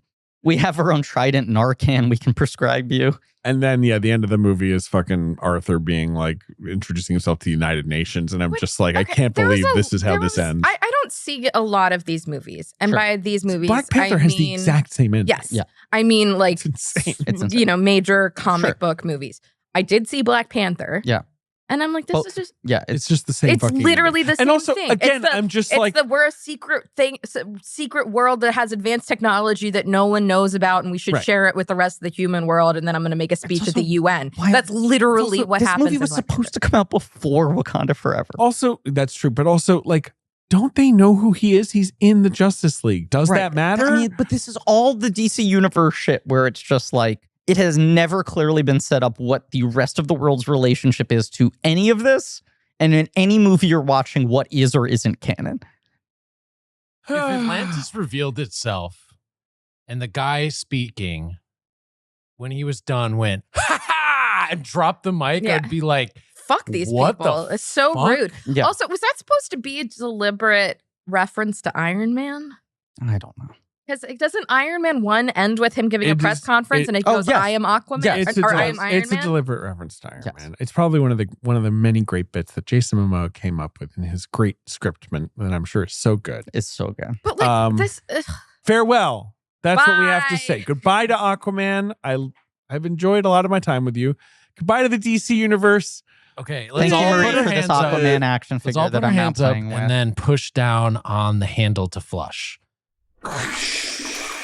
Anyway, see you in 6 months for Joker 2 Folia de, an episode that is happening on main feed. We are not Biggest promising blank that. check of I'm 2024. already thinking of the bit. Of course. Because like Lady Gaga means so much to me. Not necessarily as a pop star, but as As an a movie actress. star. And I am just like so looking forward to seeing what she does with this gonna be iconic such a great character. Ben, what do episode. you think? It's going to be such a great episode. About Us doing a Joker Joker Folie 2. Folie à Well, from a, strictly thinking with my producer cap on, Good. hey, it's going to be a very popular movie that a lot of people are Yeah. going to be talking Conversation about. point. People are Sure. going to type Joker 2 into Spotify and they're going to find us. Yeah. Yep. So I think from that standpoint, it's, strategically makes sense. I just, on the I'm a little spreadsheet. Put worried. it on I'm a little there. worried, The you know? You should be. Joker's the clown prince of crime. The He box laughed at the office. things that make other people cry. He does. It's crazy. The box office for this, I guess it seems Aquaman will be a soft number one, but it's going to have Wonka like kind of right on its tail. Deadline just did an update. The box office projections now are 6 tickets, just Ben, David, Marie, Joey, and Griffin, plus vaping lady with the Yes, milk, That's, I was about to say. That's who fine. snuck into a different Yeah. theater after buying a ticket to Wonka. You've got Wonka at 2. It looks like Migration, Illumination's charming new duck People movie. said it's kind of good. Is it good? No, I have not heard that. I've not heard that either. You know what I have heard? That it's bad. I've heard that that movie is 80 minutes long with credits. I love it. And animation credits are not short. They are very long. And I think there's like a 10-minute Despicable Me short before the movie Sounds good. that doesn't have the minions in it. Sounds great. Cool. It's just a static tour of the house. Yeah. Number 4. just taking you around. Number 4 looks like it's going to be Anyone But You, which I'm kind of excited to see. I've heard a lot of people being like kind of People fucks. kind of Some into people being like, yeah, I didn't I'm like hoping that might be a little bit of a sleeper just because we need fucking live action movie star rom-com. If that movie can make a little profit, I'll be very happy. And I think number 5 is going to be either Boy and the Heron or Iron Claw. Iron Claw opening slightly more limited, but how many screens has is Iron Claw? 2,100 rather than the sort of, I'm Okay. going to be in 3,000 to Texas for the 4,000. entire holiday. Oh, you break. have to see it in Texas. I'm like, Yeah. it's going to be perfect. A24 was like, if you want to come to the premiere in Dallas, we'll fly you out. And I was like, oh, I don't need to do that. But why? And they're like, because it's fucking Yeah. Iron Claw. I mean, like, and it's Dallas. like, and it's Dallas, and Yeah. I'm going to be in Dallas. Yeah. But I am getting to Dallas one day after it stops playing at the Texas Theater. What? No, which is the theater that they caught Lee Harvey Oswald. Are in. you are you sure they haven't just posted next week's times? They did. It's because I'm only in Dallas for like the 29th through the 1st. What are they We kicking can it off We the can screens figure this for? out off mic. They're doing like Nightmare on Elm Street 3 Dream Warriors. Well, you Good should go movie. see that. It's Yeah, an it's awesome master- but I masterpiece. really wanted to see Iron Claw. What's at the this theater Texas called? The Texas Theater. It's where Lee Harvey Oswald saw a movie. It's not a really original name, though. Yeah, but it Texas looks cool. Theater. Look at it. I'll It's take it like- up with Lee Harvey Oswald Yeah. if that's your complaint. David, can I just I'm just saying they might add more times. can I bookmark a DC Universe complaint? And this is one that I know that you and I agree with off mic, and I just want to put it on main. Your thing about like they either have to sacrifice the Pattinson Batman or fold it into the Gunn universe. I mean, right? I don't care, but I feel like someone's going to care, like on the business side. I agree. Here's my other thing. I just think, and it's like a kill your babies thing in a way that James Wan would never do as a filmmaker. I think Gunn being like, and I'm selectively putting some of my Peacemaker characters into this new universe is a really bad idea. I think if the whole thing is like, we need to wipe the table clean, especially now that he's definitively been like, I guess we're not bringing any of these characters over. I guess Blue Beetle's not coming No, back. fuck that. I'm like, I know it's your show and you like it and people like these castings and whatever. And as much as it feels stupid to drop Viola Davis as Amanda Waller, it's like, you need fresh start I on agree. fucking Just hard everything. reset. Yeah. Stop fooling yourself into thinking whatever. You know what, though? I don't care. Go do whatever you That's want. sort of how we got into this Go mess. poop is in a like- bucket for all I care. Well, show me Girl that. piss in Aquaman's mouth. Yeah. Which it happens. a couple of times. James Gunn, if you're listening to this podcast, we're sorry, but also if you would like to make a Batmite movie, Let me play Batmite. let please. Griffin play Batmite. Please let me play Batmite. There are the two I'm comic book excited for characters his I want to Superman play, movie. and I've put them on the board, and people know where to find me. I think he's a good director, and I tend to like his movies, and I'm excited for and him I to make think a Suicide Superman Squad movie. rules. Yeah, So the that's Suicide Squad. The how I feel. I like comic books. If this goes back to there's 2 comic book movies a year and I get to enjoy them, that's fine by me. Yeah, but I also think like it is fascinating that DC has nothing next year and Marvel has one movie. Well, it's the movie, Griffin. You know Deadpool what it 3. is? Deadpool 3. And he knows. He knows. Do you think he's going to make a joke about him being the only Marvel movie on the slate that year? Oh my God. Happy Christmas, everybody. Is Deadpool going to make jokes about Happy Captain New America Year. getting pushed to 25? Ben, Happy Christmas. Thank you. And happy holidays. Yeah, this episode's coming out after Christmas, though. I don't care. Happy New Year. Happy New Year. Is Deadpool going to be a guest on our Folia de episode and be like, no Deadpool 3 episode? Interesting. Yeah, let's get in touch with Ryan's Can I people. ask one quick question of everyone before we wrap up? Yes, but I am hungry and I need to apparently go pick up a grill. Yeah, I need to go and clean my apartment before my mom comes over later tonight. Humble brag. What was your favorite movie-going experience of 2023? Oh, that's a great Not question. necessarily Do you have an answer? Yeah. I understand. I want to hear your answer first. I think it was, I mean, I had a lot of great times at the movies this year, but my divorced parents taking me to see Barbie opening weekend while we all wore pink was a very special thing for me. That is nice. It really brought me back to feeling like a kid. Like feeling like a kid again, right? In a good way. Yeah. And I thought the whole Barbenheimer weekend was just like a really fun thing. Was a great time. Yeah. I had to see those movies on the same day and I was like a little ragged. But it was also kind of crazy and fun to do that. No, it was fun. And just to see people be excited to go to the movies was, it was just really nice. Mm-hmm. And I had a good time when we went to see Oppenheimer. We had a good time with that. We had a good time Mission Impossible. Yeah, that was one of the better cinema experiences I've had. Like sitting near the front row, our seats rumbling like crazy. And I was seeing it the like second time 10 of us in a IMAX row. too. Well, I didn't see it with you guys then. That was also really fucking fun. I mean, my favorite movie going experience of the year is that I saw Killers of the Flower Moon at Sikelia, which is Martin Scorsese's private office, alone in his screening room, sitting in an armchair with a blanket next to a table that had 4 pairs of Scorsese glasses on it. Look, it's pretty cool. It's probably a thing that will come up in our Blankies Awards episode 3 months from now. I cried for the entire second half of Fallen Leaves, which sort of felt like the most profound movie-going experience I had this year. I'm glad you felt so good about it because it's the best. It rules. I can't wait to see it. I do think the hottest movie-going experience I had this year, friend of the podcast Orlando Oli and I went to see Magic Mike's Last Dance at the Alamo Drafthouse, where they handed out fake dollar bills you could throw at the screen, and we got cocktails. And I think that movie's a masterpiece, and everyone hates it. And I had one screening where everyone was like totally in on the energy of that film. That felt like the best kind of like communal.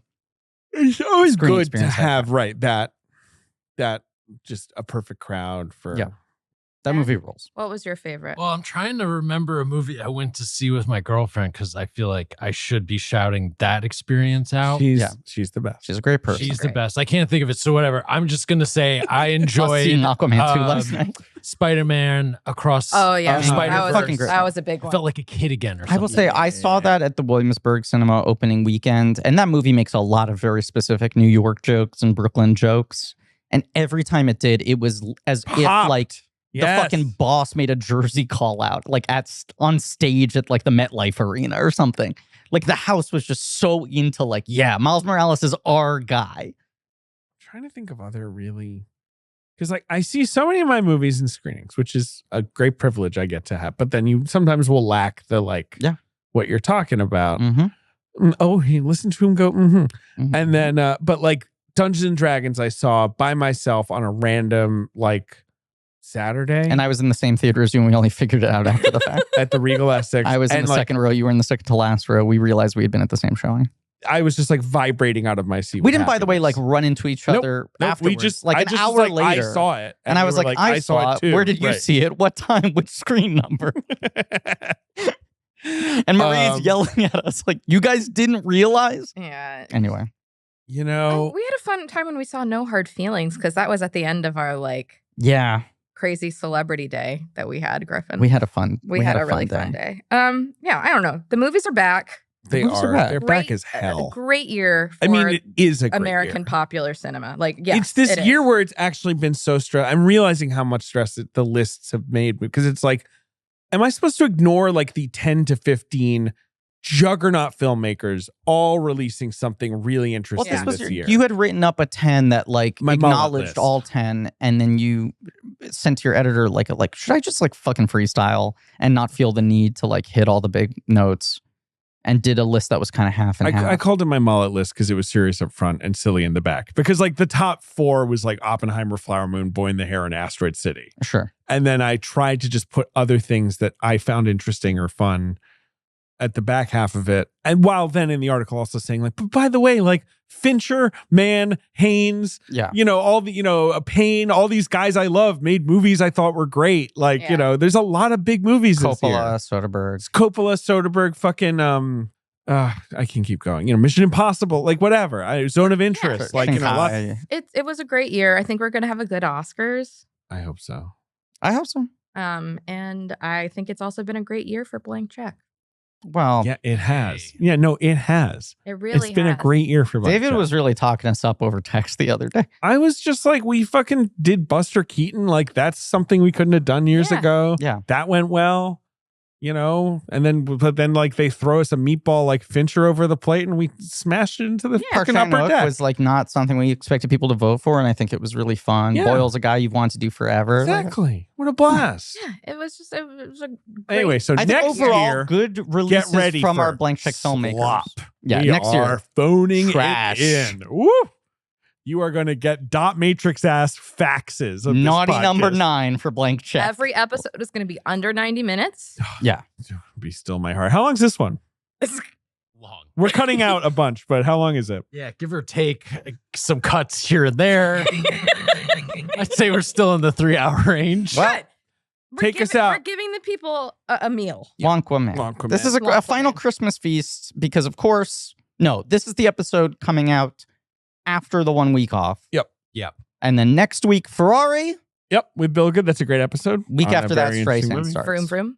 Week after that, we begin our 4-episode Barbara Streisand miniseries. Let's just say with Rachel Zegler, because you already basically put the Rachel pieces Zegler together. is on the first episode. Star is Born. A Star is Born. What a match. I mean, me watching West Side Story. I said A Star is Born.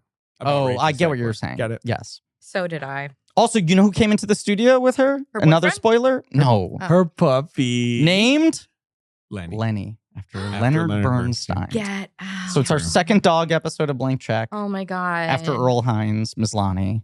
Yep. And he's another great dog, a great tradition. These are things to look forward to in 24. Yep. True. Take us out. I need to eat pizza or something. I need to eat very badly. Thank you all for listening. Please remember to rate, review, and subscribe. Thank you to our associate producer, Marie Bardi-Salinas. You're welcome. Thank you to AJ McKeon, Alex Barron for our editing, Joe Bowen, Pat Reynolds for our artwork, JJ Bursch for our research. My brain is shutting down in real time. Lane Montgomery for our theme song. You can go to blankcheckpod.com for links to some real nerdy shit, including Blank Check special features, Patreon, where we do commentaries on film series. Love Guru coming up January 1st. Normal! Pitching the Walk just happened, if you haven't heard that. And then coming up in 2024, Terminator franchise, plus Streisand Mall. Yep. Terminator 2 3D, bunch of wild shit happening. Yep. And as always, Orm Marius, formerly the Ocean Master.